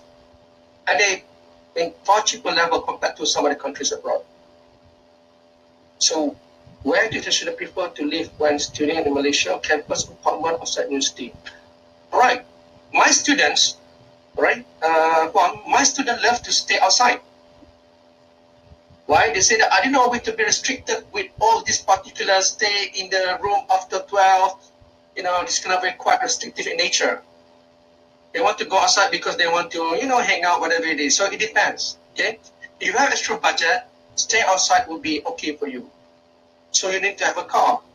But in big cities like Kuala Lumpur, highly connected with LRT, MRT, commuters and everything, or monorail, and good public transport, you're going to be great. But if you stay in Kedah, for example, like UUM, we call it a Jurassic Park, quite at the end, the northern part of Malaysia, we don't have LRT here for God's sake. We only have commuters and also the train system. But other than that, no. So you need to have a car to move around. So it depends on where you're studying. But I think that most of the places, they want to stay outside. I ask my student, why you want to stay? If they are single and they only want to study, they want to stay in the campus. If they have a family or single but want to enjoy the vibrant world of Malaysia, they want to stay outside. Campus, right? Many cannot here and there, so difficult sometimes to stay. From Dong, are there any special needs etiquette in the classroom in Malaysia? Special etiquette, dress code, do not wear like, because some of students, I have this kind of issue as well. One of the students came to the class. I think overall in Malaysia, UUM has a very strict dress code. The guys have to wear ties in the class, right? Like formal executive dress code. Other universities not really, into this. So the etiquette that you need to follow, I think three, simple. Dress moderately. I mean, some of students came wearing like they wanted to go to nightclub. Yes, it is. One of my students came to my class. I did not blame them because they did not know, probably that they thought that in their country they can do this. I was like, excuse me, let's say, I should name, let's say, excuse me, Susan, I hope that there's no Susan here, right? No Susan here. Excuse me, Susan, actually that you cannot wear something like this because it's quite not acceptable in within the rest of class. I said, oh really? I thought, yes, you thought, but it's not appropriate. You have to tell them. And also that if you want to raise question, raise your hands. And never ever put your feet on the table. Right? It's very rude. And don't make noises and everything. Those particular things that you also play in your country as well, but don't make noises and don't try to create some aggression. Right? So I can see that among some students as well. I'm teaching some students as well. They really want to ask questions in a way that they want to prove that they understood the concept. No, don't do that. All right, don't do that. Ask the question sincerely if you understand, and discuss. Don't be so timid as well. Why do not commercialize our bahasa to students like Japan and Korea? Okay, Khairul. This is the thing that I think that because we are comfortable with English language and nature, because in general, Malaysian population, we can speak English, right? That's one of the reasons why we do not really commercialize the things. But at certain universities like UKM, they emphasize this particular command of language as well. At UKM as well, we have sort of workshop to do this. So it's going to be great that if you have to do it in many ways, you can have a small workshop. Don't teach them formal Malay language. This is the most things that people find it like. We didn't say that, awak apa khabar? We don't say that. We say that, hey, apa khabar? Simple as that. Oh, saya mahu makan hari ini. We don't say that. We say that, hey, nak makan. So teach that particular words, not like a formal one. Because we don't use that, right? You tanya kawan you macam ni, did you say that, saya mahu makan pada hari ini mi goreng? We don't say that, for God's sake. We'll say that, hey, hari ini nak makan mi goreng. That's it. We against all the laws of language and everything and make it appropriate, straight to the point. Right. So it means that Enya asked the question, said that this need attention student to learn Bahasa Melayu to them is quite difficult to learn. To be honest, Malay language is the most easiest language ever. Why? We didn't have gender-based language. We didn't have like difficult tenses like in English.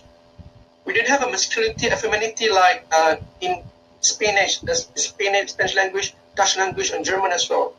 Malay language is straightforward. You need to know how to add ma, kan, that's it. We don't have past tenses. If you notice that, we don't have future tense and everything. You just add one word, voila, everything works. Difficult to pronounce, I think so, because like even Malaysians, why we use like slang, you know, saya mahu makan, something like that. It's okay, you understood the things, fine, right? So in general, that difficult to learn if you're talking about formal language. Everywhere in the world, formal language is difficult to learn. Like Chinese language, you have a lot of pinyin here and there. Like the ma itself, you can represent like horse, mom, or us like kah at the back. So difficult. I think the Chinese language is quite difficult compared to Malay language, right? Tan? Ma. Indeed, Chinese is a lot. People already don't remember that. I have to remember like 100, Chinese characters in school. I was like, oh my God, my parents cannot help me at all. They do not speak. Yeah, of course, a Malay family do not speak Chinese at home. So it's like, my God, what's this? I survived, right? So compared to other languages, I think Malay language is far, far easier. We don't have these particular words that have to put like Arab language. Top, da, ba. No, it's like ya, ka, whatever it is. Straightforward. But because of lighter pronunciation makes sometimes some people quite difficult. And if someone like from a Middle East country tell you about this, they say, no, because Malay language has been influenced a lot by Arab words as well, Arabic words as well. My student found it like information, maklumat, information, masalah, problem, coming from Arab words, Arabic words. So I said, really? Yeah. So they say that ta'ada masalah means that part of it Arabic, part of Malay, combined together, solve the problem already. So we, as a local student, also local people, need to play more active role to help them. Right? Mix around with English and also, English and Malay language all together. Or you can teach Tamil and Chinese as well to them. Let them experience this. Huh? And you need to also to get something from them as well. Ask them to teach you Arabic words, or like if you have a Chinese friend from China, like the right pronunciation in Mandarin, right? They're totally different what we have Mandarin here. Very thick accent, and some words then they're being used in our lingua as well. Okay, it's like I scratch my back, you scratch my back. In your opinion, what kind of campus activities for engaging local international students? For me, makan, one of them, right? Makan really unite people in many ways. And you also can bring them to do like simple hiking. Don't go places like a lot of leeches over there. They'll be running away for God's sake. My students, a guy taller than me, bigger than me, found that leeches running like what? Small leeches, right? Pacha, running like hell. So what's that? Why not running? Lizard. Because the places didn't have this. Roaches, not to mention like running like skirmish here and there. So kind of activities like engaging local student, maka is one of them. Hiking and traveling. Okay, traveling. This is like lightweight point of view, but you can also having like nights. What we did here, we have a international students night. So ask them to prepare food. Ask them to show their culture and everything. This is how we can get engaged things together. Or perhaps if you have budget, bring them to the homestay. Homestay have packages that can show the unique culture. But traveling together, having meals together, sharing session among cultures, intercultures, perspective, always help. Or at least what we did here. Okay? This is what called something social point of view. Make it like travel together like once a month. Not necessarily they have to go like to Kelantan, whatever it is, but you can simply go to like Malacca, for example, like you're staying around quite close to Malacca, right? Because of diverse uniqueness over there. So let them expose those particular things. If they're traveling on their own, to be honest, they will fall trapped into the visitor point of view. They even do not know where locals eat. So these are the things that Malaysian students need to play more active role to do this. Introduce them to the local perspective. Bring them as long as reaching certain level of hygienity. Otherwise, they got food poisoning. Dangerous, huh? So international allowed to work in Malaysia after they graduated? Yes, yeah, and yes, and yes. No issues with this. Even, in fact, my student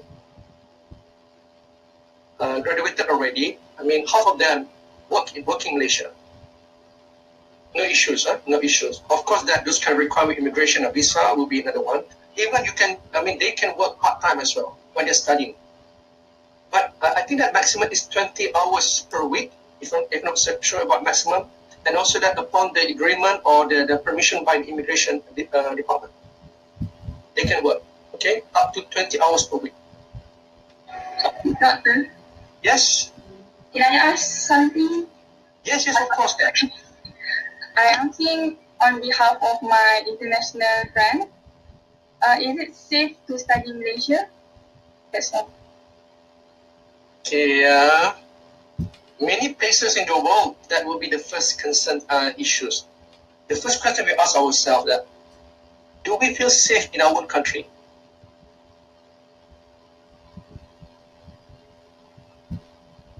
You feel okay, right? Yes. I think that in general that Malaysia are relatively safe because we heard that many cases. There were cases as well, of course, in many countries as well. Like when I was in the US also, that we're facing this kind of issues of not being white, whatever it is, right? Even I'm a Muslim, that being in this particular country, I got like a second look and looking at me. But luckily that like Malay face, when you are in the US, it looks like you are from a Hispanic culture. When you meet someone from Mexican and everything, they speak Spanish to you. I say, no, I'm not, sorry, not habla español. I say that, I'm Malaysian. I said, oh, okay. So generally it's safe to study in Malaysia. I don't think that, I mean, there were cases, but not that really rampant. Right? As long as you know, avoid certain cases, right? Don't walk alone at night after certain hours. So in general, it is safe. It is, because at least at Malaysia, I mean, at UUM, we never heard about cases that are prominent or rampant in nature. They're safe. Yes, Doc, can I ask a question? Yes, of course. As you know, Malaysia is a developing country, so there is a lack of technology in the students want to learn something at university. So what do you suggest if international students want to study in Malaysia? What kind of course? All right. It is quite difficult to answer that one because it depends on the universities, right? The best way you want to study, you can point it out at the QS ranking. Okay, QS ranking, the university ranking, board written ranking, you can see that particular ranking of certain subjects. For example, let's say, I'm sorry that I didn't have a look about UPN, but University Malaya, for example, it ranks the best 50 university in the world for engineering courses. It means that certain level of advancement is there already. But for certain subjects like basic sciences, we are still a little bit far behind in many ways. Because let's say my friends studying particle physics, for example, like high energy physics. Not many places in Malaysia have this kind of courses. For example. But people coming to UM, for example, they go for accounting program because one of the top 200 in the world. So it depends on kind of university. So if you're doing especially postgraduate studies, you need to talk to your supervisor first, potential supervisor, have a look about the labs and everything. But for undergraduate level, it shouldn't be a big issue because we have a module already for certain courses. They will not offer more than that. So you have some insight what the courses is all about. Or perhaps that what you can have a look also by just ranking one indicator you can have a look. Subject ranking, not university in general, subject ranking. You have it. Questions? Yep. I have a question. Yes. Yes, you may. Doctor, I want to know, Doctor, my question is to know from you that did the Malaysian government provide any kind of scholarship or financial aid to international students who does good result and pass out from a very reputed university of Malaysia to establish their career in the future?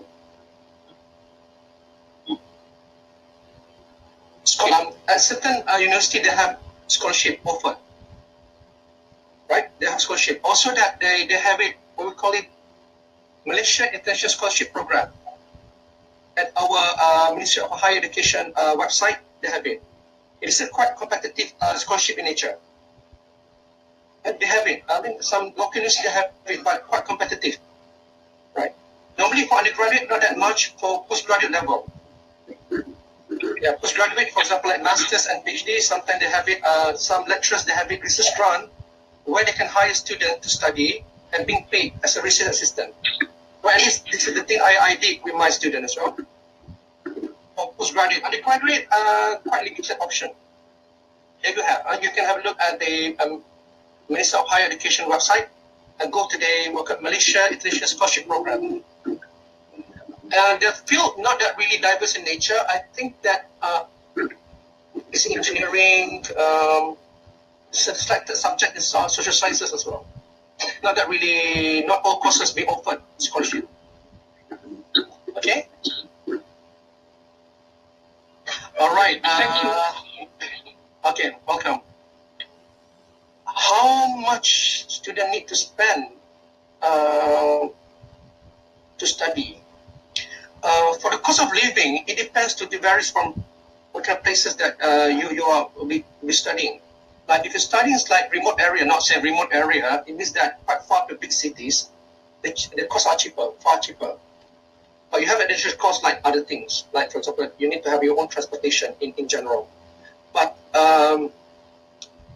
in general, I did ask my student about it. Rental normally the house it ranges from, if you're staying in a room, it ranges like in Kuala Lumpur 300 minimum, if I can say that. Minimum. Houses, the whole house like 1,000 sometimes. To get it like below 1,000 is quite difficult in Kuala Lumpur now these days. But it depends the place that you're staying. You're staying in like the heart of the Golden Triangle, Lebah Pantai and everything, so you have to pay extra cost. But you're staying quite outskirts, going to be cheaper. So roughly that, my students say that if you have 500 to 1,000 per month, it's enough already. It depends your lifestyle as well. If you want to go, you want to have your dinner and lunch at Pavilion all the time, and you're buying branded item, you need 10,000 per month. If you're like maintaining a certain level or just, leave it as it is, 1,000, well, like 600 to 1,000 enough already. Okay. What's the common sequence face when we don't follow the do's and the don'ts in Malaysia? If you are doing like technically that against the law, of course that going to be like authority enforcement, the police, immigration will be trying to say, okay, whatever it is. It's like it applies also for local students. That's common. But if you keep on like try to not to follow this kind of a social acceptance point of view, people will avoid you in nature. They find you annoying. They find you like disrespectful. That's it. But you can still study, of course. But let's say that you always argue in the class without any reason.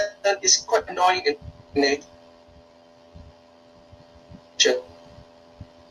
But well, you see in a movie they argue like that. No way. No. In reality, no. In reality, you can argue, but you cannot be rude. Like in the movie, right? You saw that Hollywood movie, like people argue and then, I received education that not really. You can ask questions, but don't be rude. Right? Be modest, be humble, enough already. Okay, if you do it by accident, you just say sorry. People, I think Malaysian in general, we just okay, never mind, we let it go. We do not like keep everything here all the time, right? We have so many burdens to think of. We can say that.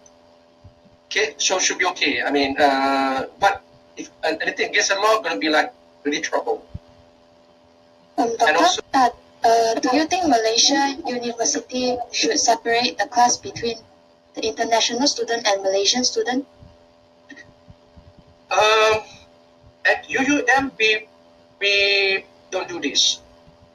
But it will be like some issues as well because students, let's say local students, they say that, okay, because of that, I will not join classes with the student because the command of language will be in English. That's the only problem. Right? But in UUM, we force all the lectures to be conducted normally in English language. So student has no problem then. I mean, no choice. For me, the reason why our friends come all the way from other country to our country because of this trying to be around, mingles around, right? Otherwise, you're gonna be like, why do you have to come all the way then? Personally, I would like to have local student and international student all together study in one room, from my point of view. Doctor? Yeah. Yes. Which one? Fatin or Tan? Tan first. Because as I know, like for some university, right, the lecturers conduct all the classes, like medic and all, they conduct the classes in Malay. So that like, yeah. So what do you think about this? So for me, simple. Once you have international student, I guess that the best way actually that because we didn't have a special program like when you're going to the German, Korean universities or Japan university, Japanese university, normally they have a year program to study languages on its own. So by the time you completed the study, you already have some basic verbal skills to converse in their particular native languages over there. But in Malaysia, we don't have that because we okay with this particular part. The whole reason that why like some lecturers choose to conduct particular courses in Malay language, in general that by general especially science and technology, if you have a student, it must be conducted in English level. I mean medium. You cannot have it. I mean academician by right should have certain level of English proficiency in nature. Right? I'm not so sure about some places, but at least that over here in the northern region, we put that special emphasis. But of course, that some people feel like in some cases as well that languages also maybe I say some course it will be great if you can teach them in a particular language. But me coming from computer science program, I'm teaching artificial intelligence as well. So I prefer to use English as my medium, as a lingua franca. Why? Because some terms, terminologies, things are close and really easier to be explained if you're using English. Imagine that you say the tikus and mouse, papa kunci keyboard, you're going to be like, mix up here and there. So, yeah. Personally, I prefer classes should be a mixture of locals and international as well. This is where the collaboration, the cross-cultural perspective happens. Okay. That's right. Okay. Is it true that education system in Malaysia is easy to score compared to other countries like Korea? Why? Everybody wants to pay. Yes. No, I think that there's a pros and cons as well. All right, there's a pros and cons as well. It depends on certain courses. I can say that certain courses, because here our approach is more to the exam oriented. I can say that. But now with the new coming of a problem-based learning, outcome-based education, evaluation, things are changing now. Okay, things are changing now. No longer like purely education examination-based. And also that some courses has been changed their perspective of learning outcome as well. So we may expect the trajectory of our learning curve are going to be different after 5 years or 10 years. I can see that. But to say which one is easier, it depends on the standard of the level of, let's say, I did my attachment at MIT. MIT is number 1 in the world. Not study them attachment research. Really high compared to what we have in back home. MIT, for God's sake, to enter that you need to forfeit. Even you're not guaranteed a place as well. Like in the lab that I joined, if I'm not mistaken, application coming over the world, 2,000 application, first class student, only 20 or 30 will be selected. You can imagine how intensive the program. Of course, that certain level is being raised up. But to take charge in terms of quality, it depends. You can have a level of entry as well. Let's say we put that particular MIT standard into our university, everybody dies. Right? Everybody dies. But to make it as simple as to answer Fatin's questions, our graduate exceeded certain level of average, what we call it, the requirement already. In the end, don't expect education at university 100% for you to be a very successful person, because intelligence comes at many various forms. Remember that, because what I'm seeing, either this person really highly successful or not, it's not just about academics. It's about how they react with the environment, how they react with others, peers, how they're really enthusiastic with certain, what we call it, knowledge. Like in computer science, for example, I can teach them programming as it is. They can pass the program, yes, but to get to the next step, it's about their passions. I've seen that one of my students get second Nobel with a 2.7 CGPAs, but very successful compared to 3.5 student, not because of education level, but passionate, right? Passionate. So this particular thing that we need to understand. The outcome from the local program, we are at the level of certain evaluation already. Otherwise, the course cannot be offered. You need to pass the stringent test already. So in general, evaluation processes, it varies to one institution to others. Even first class honors also varies. But I'm not so sure about UPM, but UUM at 3.65 or 68 first class honors. Some university 3.7, some university 3.78. So it depends, right? It depends. There's no yes or no for the answer, I think. Because I did my first degree local, but masters and PhD abroad, I can say that if we are not at that level, I will not be accepted to study abroad as well, right? So from my point, there's no thing. It's about back to the students, right? Back to the students. Okay. So the time for this session is up. Okay. Once again, thank you, doctor, so much for answering no the problem. question. Thank you. Thanks for the committee for inviting me. And also that I'm glad to see all of you here. Again, if you have some questions and everything, you can always email me. I'll put it here. My email address. Because dealing with international student is part of my portfolios as well. Dealing, arguing, and punching here and there. No, not really. Not really. When they feel something like they normally what I did, we used to convey. Malaysians are very good in terms of diplomacy.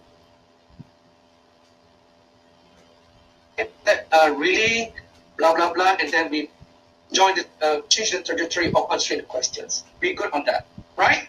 Right, Hazi? We're really good on that. So that particular thing we need to cherish. Okay, be friends, be friendly to our traditional friends. Allow them to be part of our traditional family. Right. So I think that I should end my presentation, whatever it is now. And again, thank you. If any questions, just contact me by email. Okay? Bye-bye. Assalamualaikum and have a good day. Thank you, Dr. Azizi. Welcome. Okay, now we will have a short break.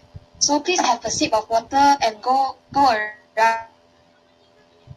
but make sure to come back on 11:15 a.m. Okay? So see you.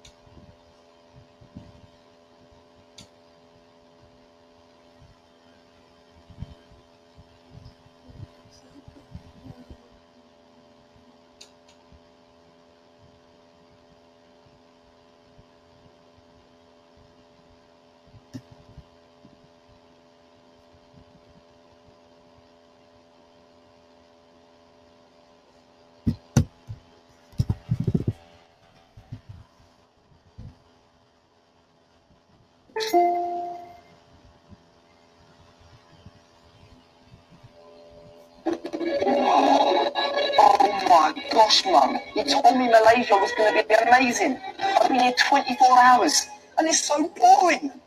What's so good about Malaysia? Hello? Excuse me? What did you say? Oh, one second, Mum. Some man's talking to me. You heard me? What's so good about Malaysia? Let me tell you. Yeah. What's so great about Malaysia? Hey, how long have you been there? 24 hours and I'm bored already. Well, listen to me, big boy. There are a lot of great things about Malaysia. Like what? Okay. Number one, we never get hungry. And why's that? Because we plan ahead.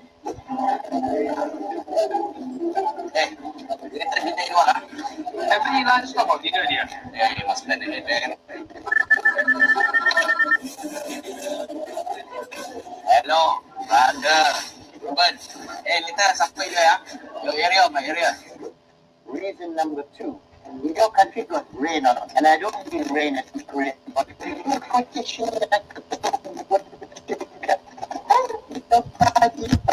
know, I mean rain.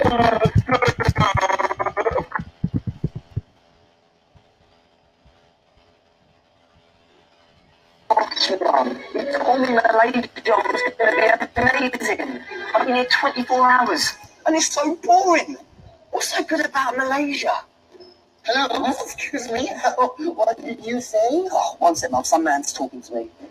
You heard me. What's so good about Malaysia? Well, let me tell you. What's so great about Malaysia? Hey, how long have you been here? 24 hours and I'm bored already. Well, listen to me, Backstreet Boy. There are a lot of great things about Malaysia. Like what? Okay.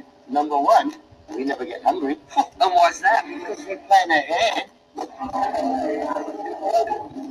Hey, later dinner in what?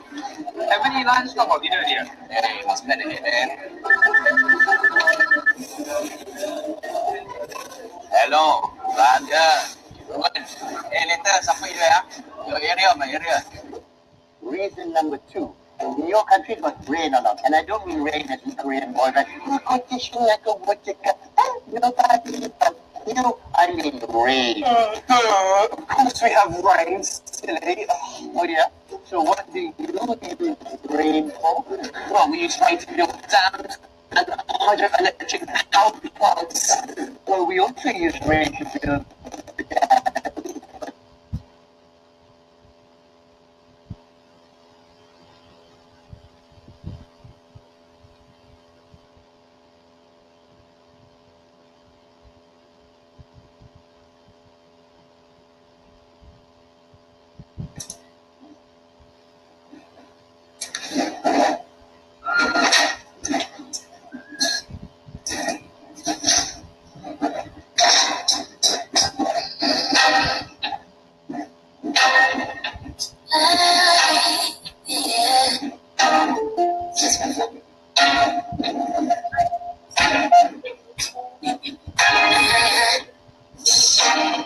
And I wanna stick around. Wanna strike it out, baby. Don't care if it's all crazy. But you never let me down. No, no. That's why when the sun's up, I'll stay. Still laying in your website. Ooh, ooh, ooh, ooh. All this time on my hands. Might as well cancel our plans. You can stay here. Takes time. So lock the door and lock the key. Can't fight this no more. It's just you and me, and there's nothing I can do. Oh, stop with you, stop with you, stop with you. Don't go ahead and try me inside, baby, run your mouth. Just tell what it takes me and stop with you, stop with you. I'm stuck with you. There's nowhere we need to.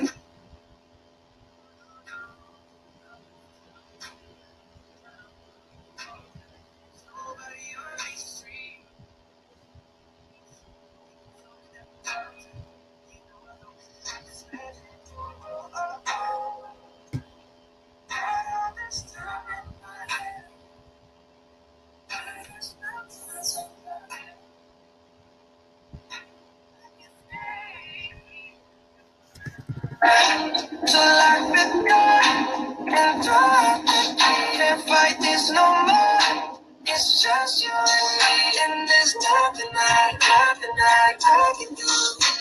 I'm stuck with you, stuck with you, stuck with you. So go ahead and drop me inside, baby. Your mouth, I still want to try me. Stop with you, stop with you, stop with you.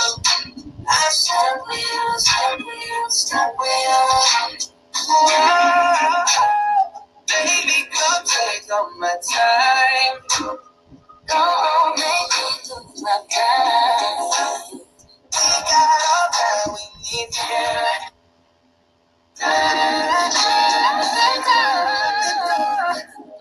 But can't find this no more. Just you and me, and there's nothing I'd rather do. I'm stuck with you, stuck with you, stuck with you. Go ahead and tell me it's you. Run your mouth, I still want it. Tell me okay, you want you. I'm stuck with you, stuck with you, stuck with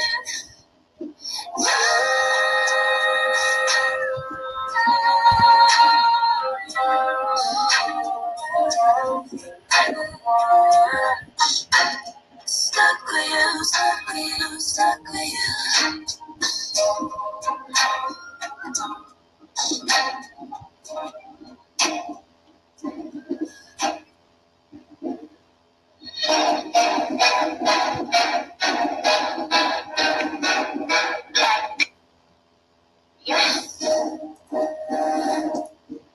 보란 듯이 무너졌어 바닥을 뚫고 저 치아까지 그처럼 잡겠다고 저녁에 아직 캄캄한 이곳을 light up the sky 첫눈에 보면 I kiss you goodbye 실컷 비웃어라 고정이가 이제 너 둘셋 how you like that you like that da-da-da-da-da-da-da how you like that how you like that da-da-da-da-da-da-da look at you now look at me look at you now look at me look at you now look at me how you like that look at you now look at me look at you now look at me look at you now look at me how you like that if you need to go like that's so honey if you give me big damn answer wanna come to yes so I got you I'm on fresh come to net what's up I'm right back I'm the shredded come back play drink and high dirt don't like me it's something like that Nico says shine like the stars could be so redeeming I'll kiss you goodbye shake up because 고정이가 이제 너희 하나 둘셋 how you like that you like that da-da-da-da-da-da how you like that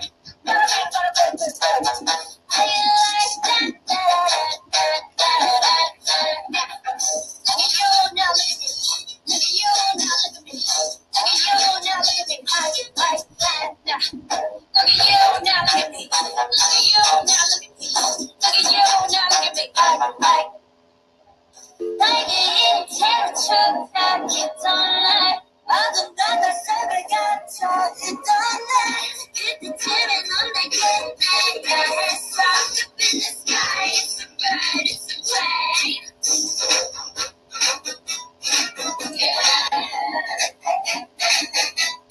Bring out that bitch like hey how you like that you gonna like that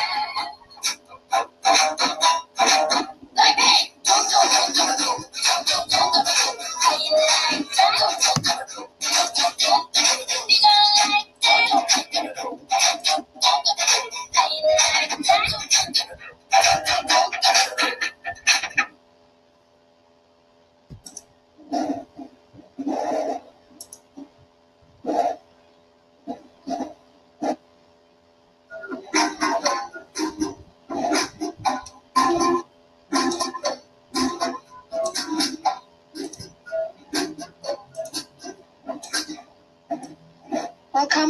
Welcome back to all the participants.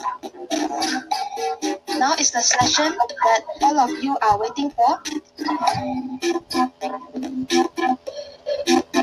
The Kahoot session. So, please log in to your kahoot.com with this code 1300832.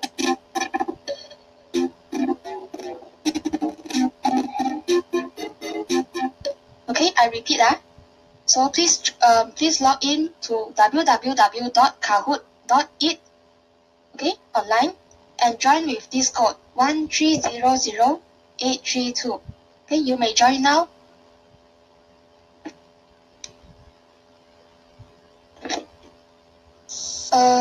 Khairul, you can open another tab. Yeah.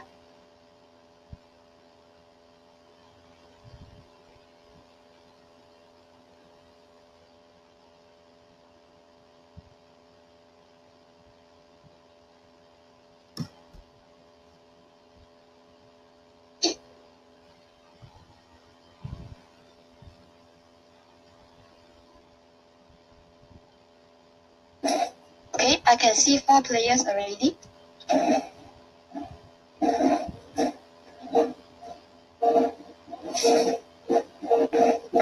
Please remember to join until the end of this workshop, because at the end of this workshop, the cert will be provided.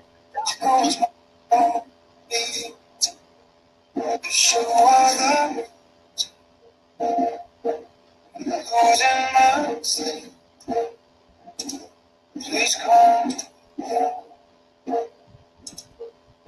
There goes my mind racing. And you are the that I'm still. I'm home slow. I climb every mountain, swim every ocean, just to be with you. Fix what I broke. On the side, you to see what reach.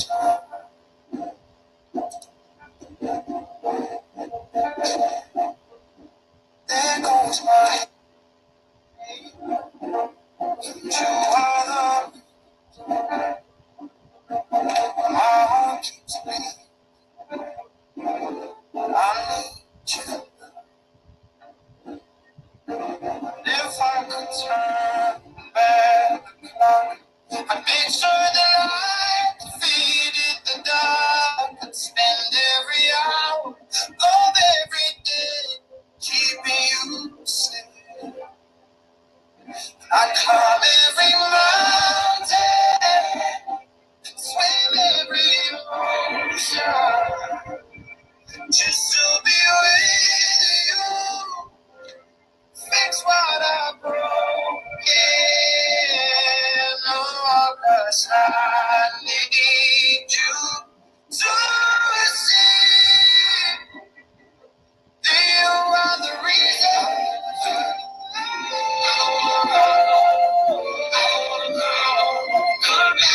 You are the reason.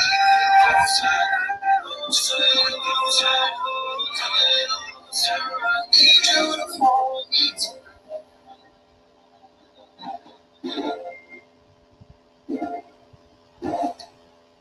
Climb every mountain, swim every ocean, just to be with you.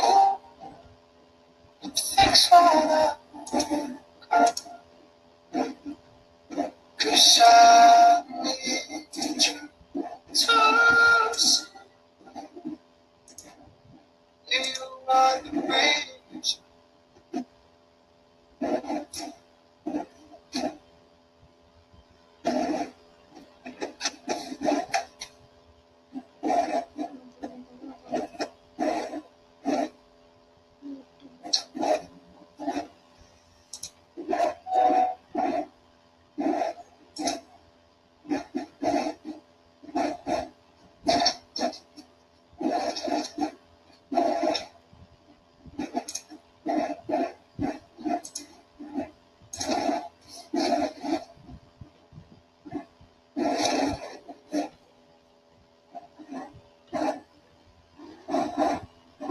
Can we start the Kahoot now?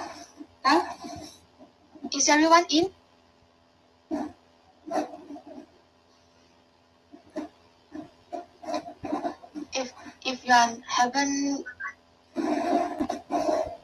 if there are participants who haven't ready, please drop your comment in the chat box, yeah? So we shall wait for you.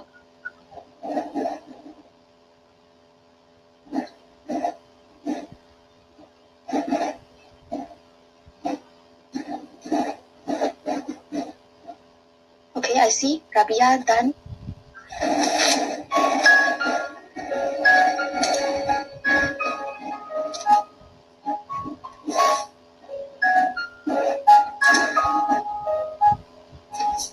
You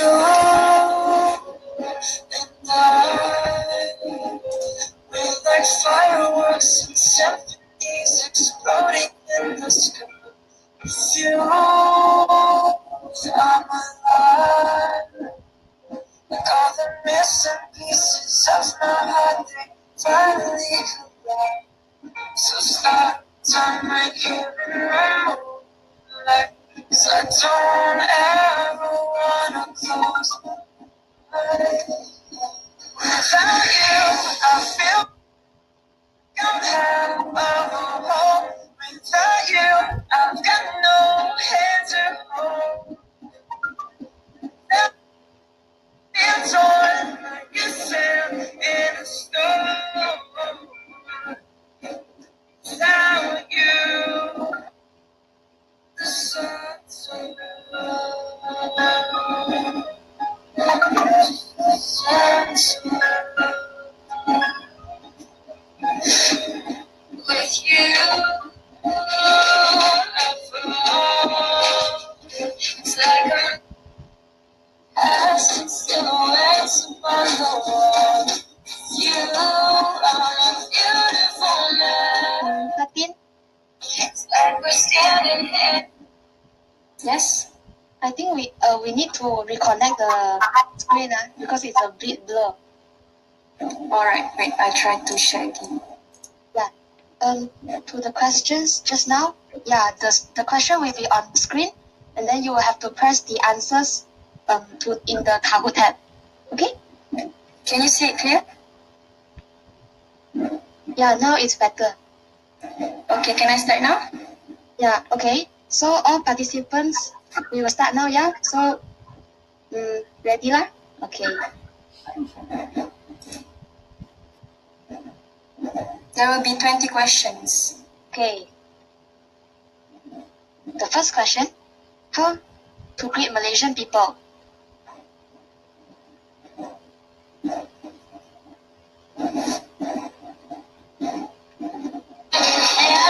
All our fears upon the edge. So start down right here. So I don't ever wanna close my eyes.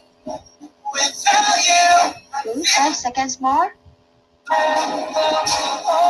without you, I've got no hands to hold. Yeah, use both hands to hold their hand, okay? Okay, the next question. Oh, sorry. Congrats, who is this? PI? Okay. How to communicate with Malaysian people?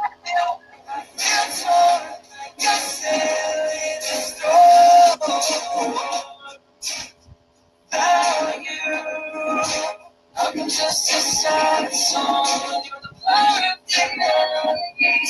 The only harmony I wanna hear. 10 seconds more. You're my favorite part. Right, okay, wave at them. Don't put your hand on your hip, okay? Okay, so next question. So, Laura. Laura, okay, Malaysian used to say no strictly when refused to accept invitation. Do Malaysians say no strictly? True or false?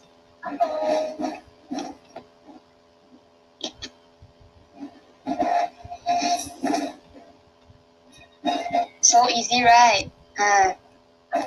sure can all get correct one lah. Yeah. Okay. We don't say no. We say like other words. Okay.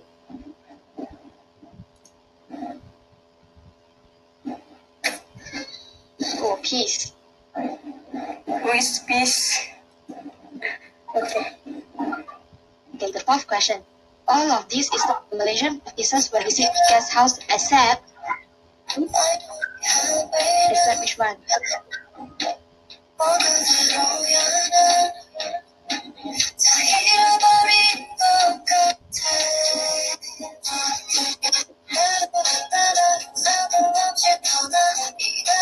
Ten more seconds.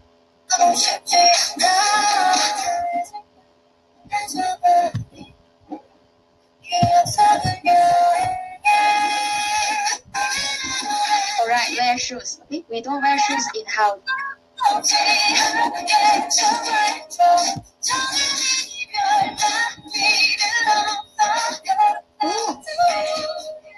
Please. Next question, the fifth question. Gifts of Malaysia should not be opened immediately. Is it true or false?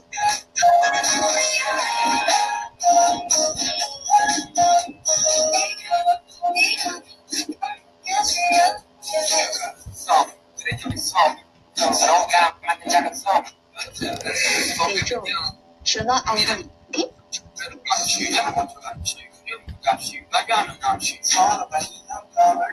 Oh, Laura. Okay, Malaysia is really sensitive towards their food. Is it true or false?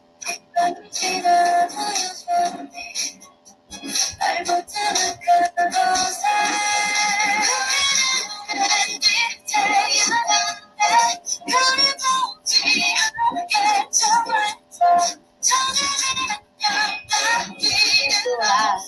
Okay.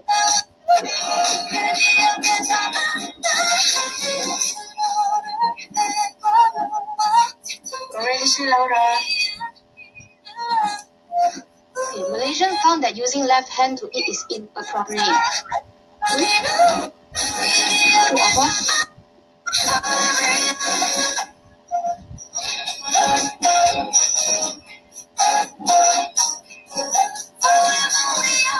Maybe lah. 5 seconds more. Okay. Right, okay. We cannot use left hand to eat. We use right hand. Yeah.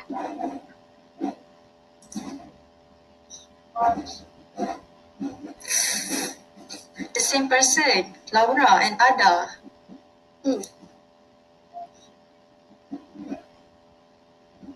All of these are the ways of how Malaysian people eat, except which one?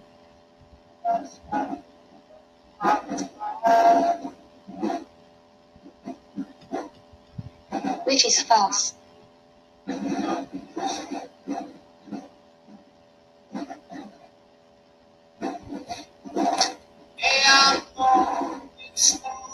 Okay, so many of you got correct.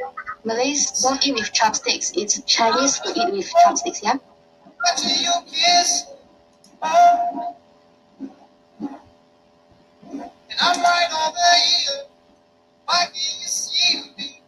You cannot give leather products to Indian people. Is it true or false?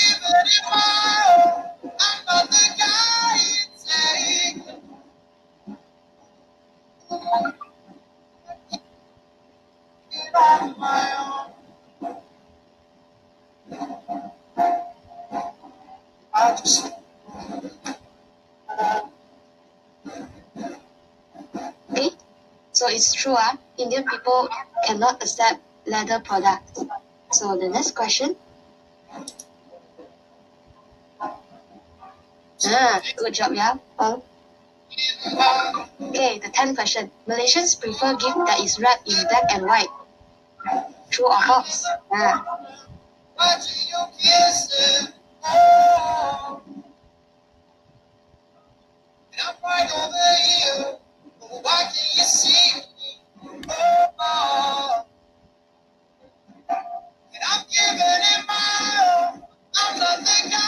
false. Okay. ones, more than black and white. Okay. The 11th question. Muslim people pray 3 times a day, so we have to arrange time accordingly when visiting them. Is it true or false?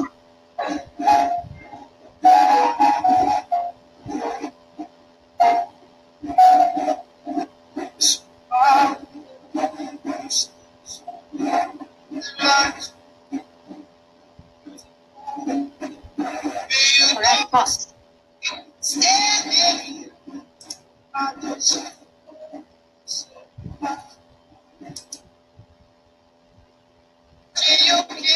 Bikini is not the ideal beach wear. Is it true or false?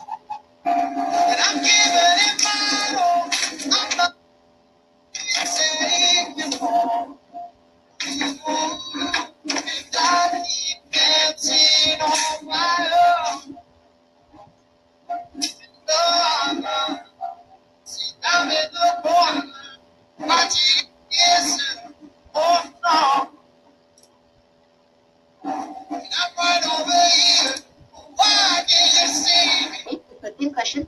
Drug possession can result in mandatory death as punishment in Malaysia.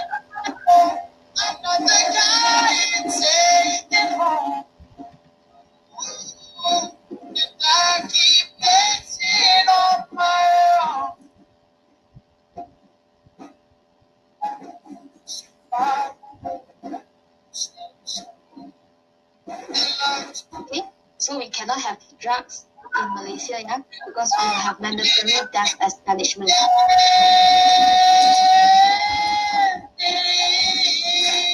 Congratulations, Adam. Malaysian used to talk about politic issue publicly. Is it true or false? False.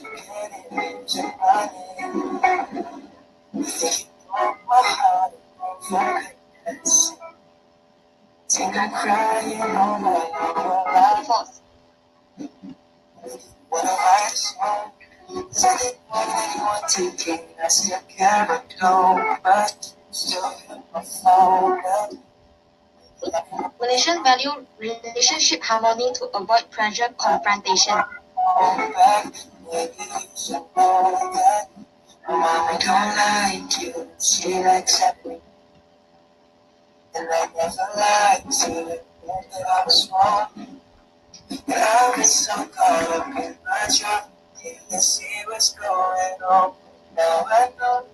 Okay, true. We value relationship harmony. And all to all, we are near the end already. 16. What do Dr. Azini share experience about adventure? He shared about hiking, picnic, or swimming. You will know this if you have listened just now. Is it swimming? Is it picnic? Yeah, it is hiking and picnic. Okay?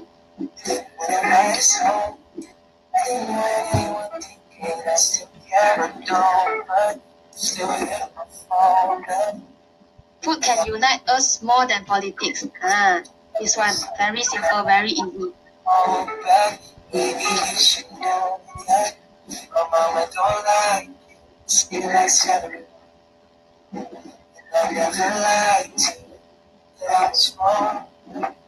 Love is so caught up in my job, didn't see what's going on.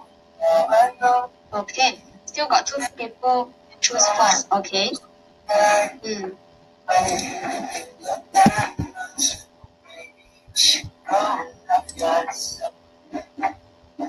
Okay, the last 2 questions.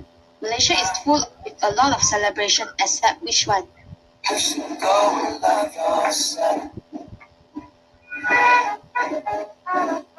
Do we have Hari Raya or Halloween party or Tahun Baru Cina? Which one we don't have?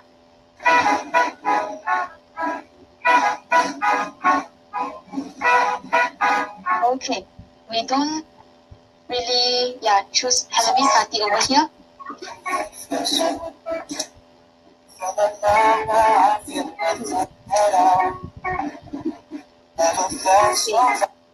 Below is the culture usually Malaysians do at Pasar Malam.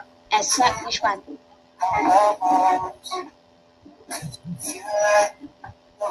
Which one is we do not do? Okay. We won't do which one at Pasar Malam.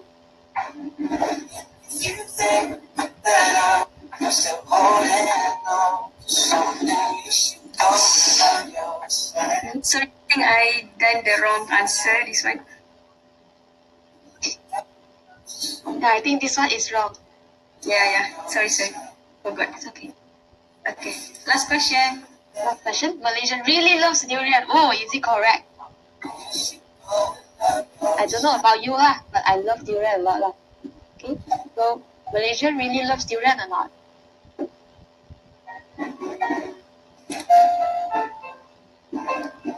Last question already. Oh, yup. Nervous. Yeah. Okay, it's true lah. Okay, everyone loves durian lah. Okay, so let's see the results.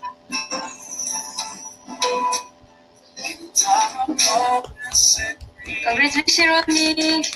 Ronnie, Ada,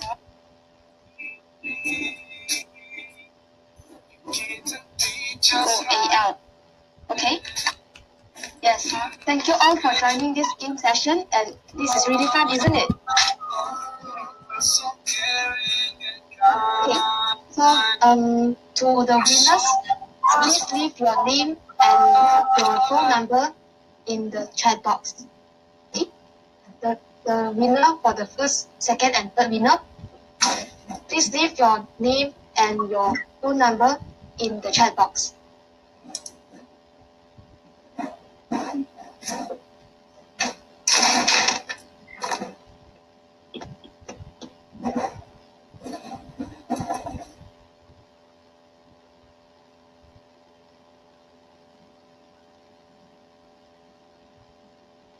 Oh, this is one game only, okay?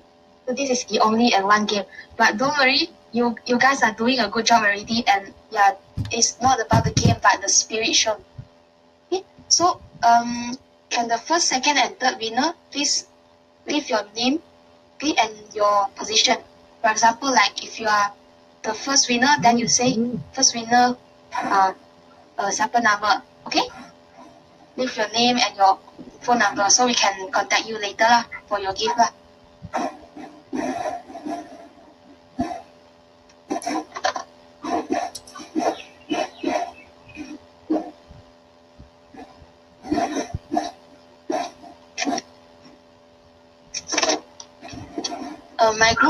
My group members, please take note of the of the names of the winners, yeah? The first, second, and third in the comment.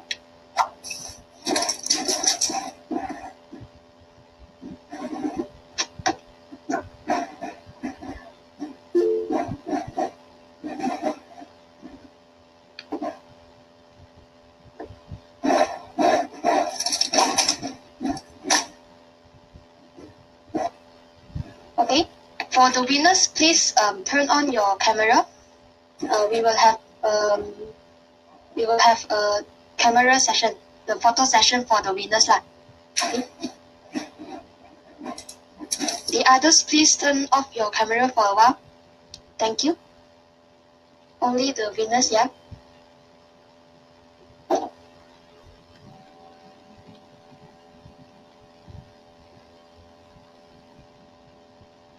My team members, please be ready with the camera.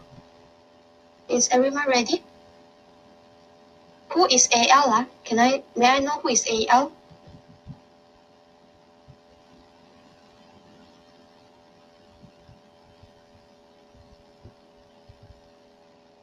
I can see Ronnie and Rabiato, but not sure about AL. Who is AL?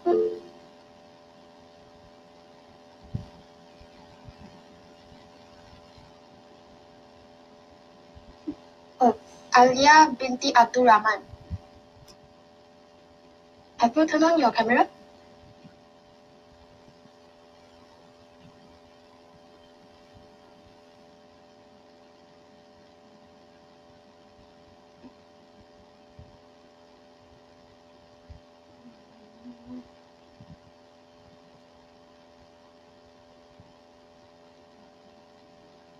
Okay, please wait for a while. I WhatsApp them.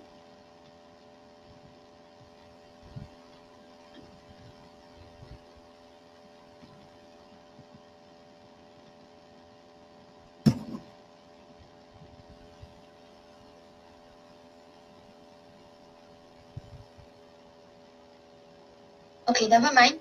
So for the winners, please be ready and smile. Okay? I will count to 3 and then you guys smile and then we take a photo, yeah? Okay, 3, 2, 1. Sweetie! Okay, thank you. Thank you to all. Okay? Okay, now we will have a very short sharing session from my teammates. Are my team members ready?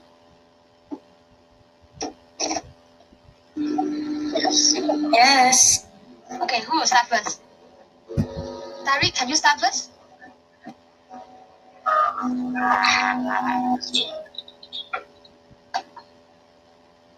The experience I want to share while studying in Malaysia is that it's a very diverse country, as the speaker was also mentioned. It's very diversity, culture, environment, Sorry, Tariq. Not clear, Khalid. Yeah, your voice is not clear. Can you speak louder? I think It's like internet connection maybe. Yeah, maybe internet connection. hello. Hello. Okay. I hear you, Tariq. Yeah. Okay, you can hear me? Yeah, can already. Okay, please proceed. Okay, the first, as an international student, when I stepped into Malaysia, I saw that it's a very diverse country with many kinds of people from different countries living in this country together. Also, being a Muslim country, I think Malaysians are very, I can say, tolerant and very much resistant towards the other religious groups who are staying inside Malaysia. The education system of Malaysia is very good, I would say. I enjoy studying here. So far, because I'm a communication student, so I will say that I have experienced many cultures in this 1.5 years of my stay in Malaysia. In my faculty, I get to meet with local Malays and people from different countries. We all study together. The teachers are very cooperative. They always try to help us when we need any kind of suggestion or any kind of feedback. They also provide good feedback.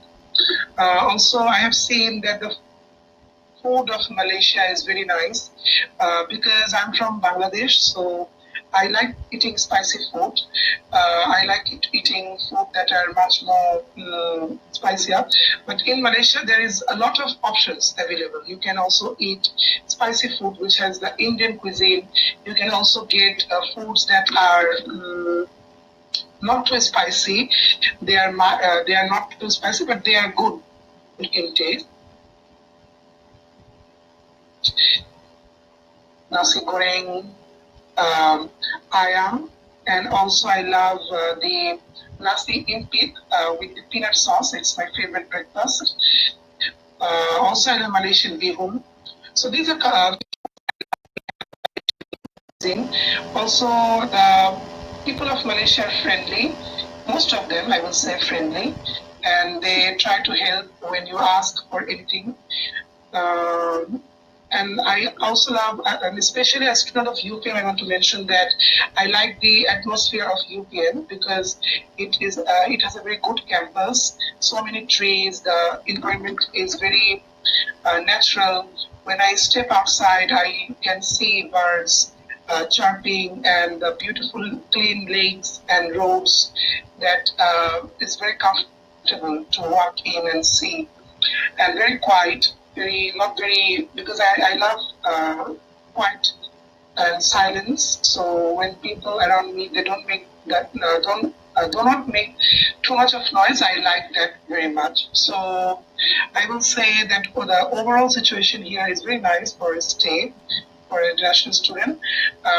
Some things I think that can be much more better from now, such as the the sometimes there are too much of insects comes in my room, so I think the pesticide is a problem. Also, I can say that sometimes when we try to discuss some things, we cannot understand the language, the Malay language very well. So when somebody is saying anything in Malay, so it becomes a little difficult for to understand what they are trying to say, why they are trying, why. What they are exactly expressing or talking. So yeah, this kind of things little problem I faced. Also, because some things are different from my country here. Like in my country, we tend to go outside sometimes wearing, and I try 4-quarter pants.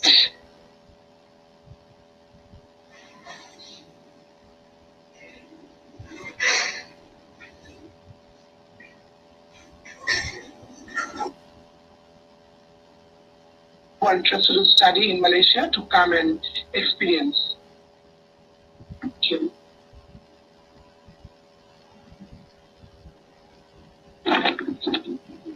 Okay, thank you, Tariq. That's all.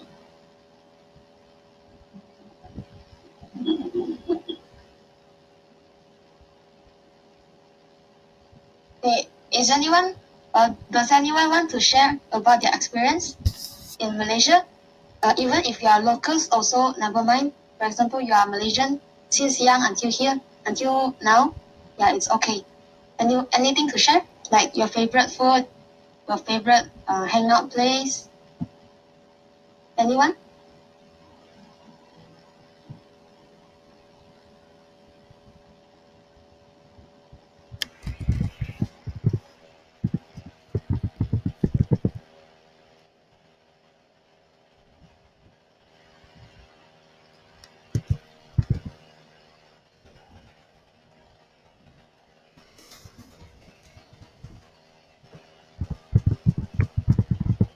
My one. We understand. Okay. Please share your experience.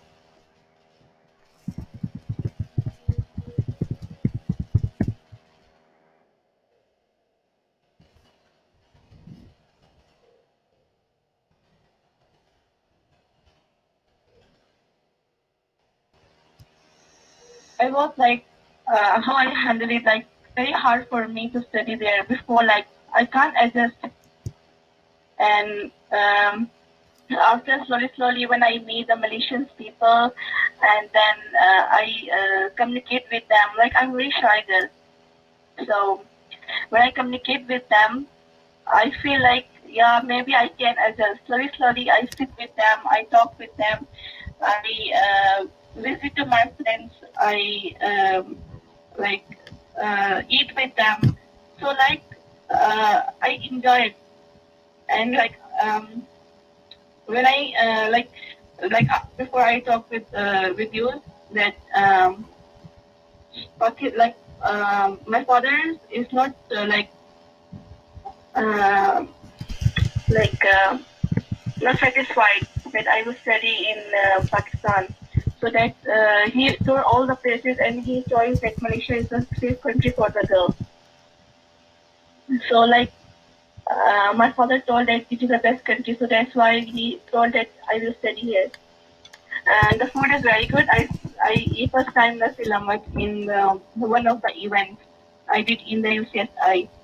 So it is a very good food, and also Malaysian people are very good. And yeah, that's all. Oh, thank you, Rabia. So you are from Pakistan, is it? Yes, I'm from Pakistan. Oh, welcome to Malaysia, yeah? Yeah, and hope you have a nice day. Yeah.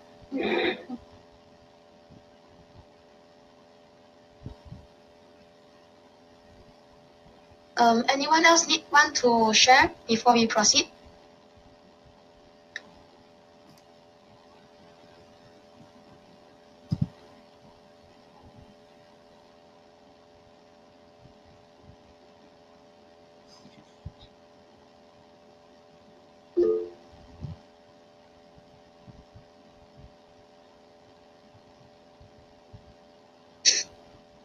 Is Adha here?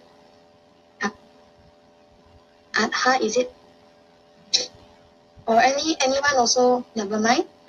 If you want to share like, oh, your favorite food or like your favorite place to travel. For mine is like Pulau Redang lah, for snorkeling and all. Oh, it's okay. Your English is good. I think it's good. Yeah, so no worries, yeah. Okay, anyone wants to share? Okay, I will share lah then. Okay, so like as a Malaysian from since I was born until now, okay, I'm never very sure about all the etiquettes and the traditions of Malaysian people also. Not to mention like, oh, you are international student, it's difficult for you. Okay? So for me, a Malaysian, I find it very difficult to understand the other ethics and traditions of the other groups of people like Malays, Indians, like the Kadazans, all. Okay, so it's very difficult for me. So yeah, I truly understand to all the international students where maybe you can't cope well with the Malaysian students, but I hope one day you will. Okay, you will cope well with all of the Malaysians. Okay, so thank you all. So we will have a photo session now with all the participants. Okay, so everyone in this group, please turn on your camera, and then we will have a very nice photo session. Okay.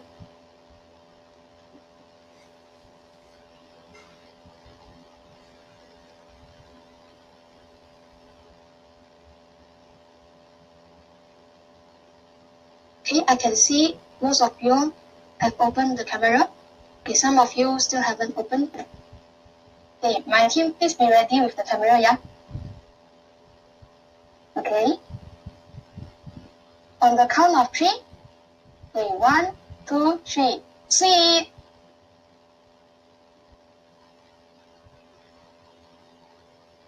Okay, thank you all.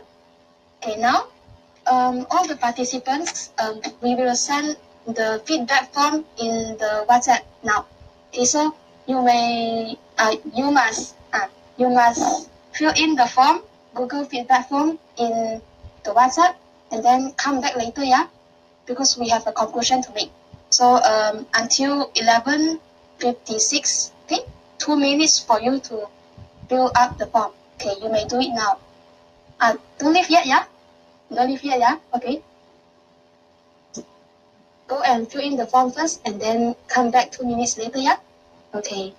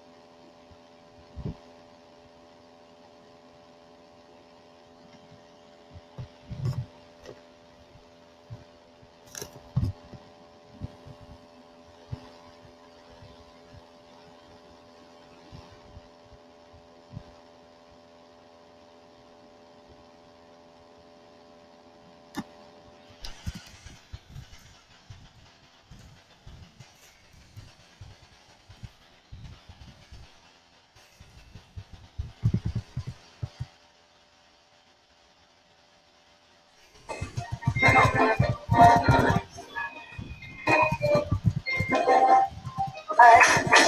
are close eyes. I'm stopping you rise. For the things you sacrificed. If I could let time wind, if I could get you undone, I swear that I would make it up to you. I'm all grown up now. To baby, I'd like to smile on face every day. I'm all grown up now. It's not too late. I'd like to smile on face every day. I've got to understand. You say this time, by the day I face the time. 'Cause now I got a job to mind. Even though I was so bad, felt so much to do. Now I'm trying to get you. That might get the way you do. If I could, that time, if I could, make it undone, swear. I believe in Jesus. I could, that time, I could, make it undone, swear. I would. I believe in Jesus. I'm all grown up now. I'd like to put a smile on face every day. It's not too late. I'd like to put a smile on face. Okay, has all the participants filled in the feedback form already? I hope all of you can, yeah. Okay. Okay, so now we are at the end of our workshop already. Okay, so I would like to say the greatest gratitude to all of you who have joined this workshop and making it successful. So once again, we are from Group 6, BAKTISISWA Group 6, University Putra Malaysia. So I be sorry to all if I have spoken anything that's inappropriate, okay? And if I had made any mistakes, I'm sorry, yeah. So thank you all again and goodbye. Thank you, everyone.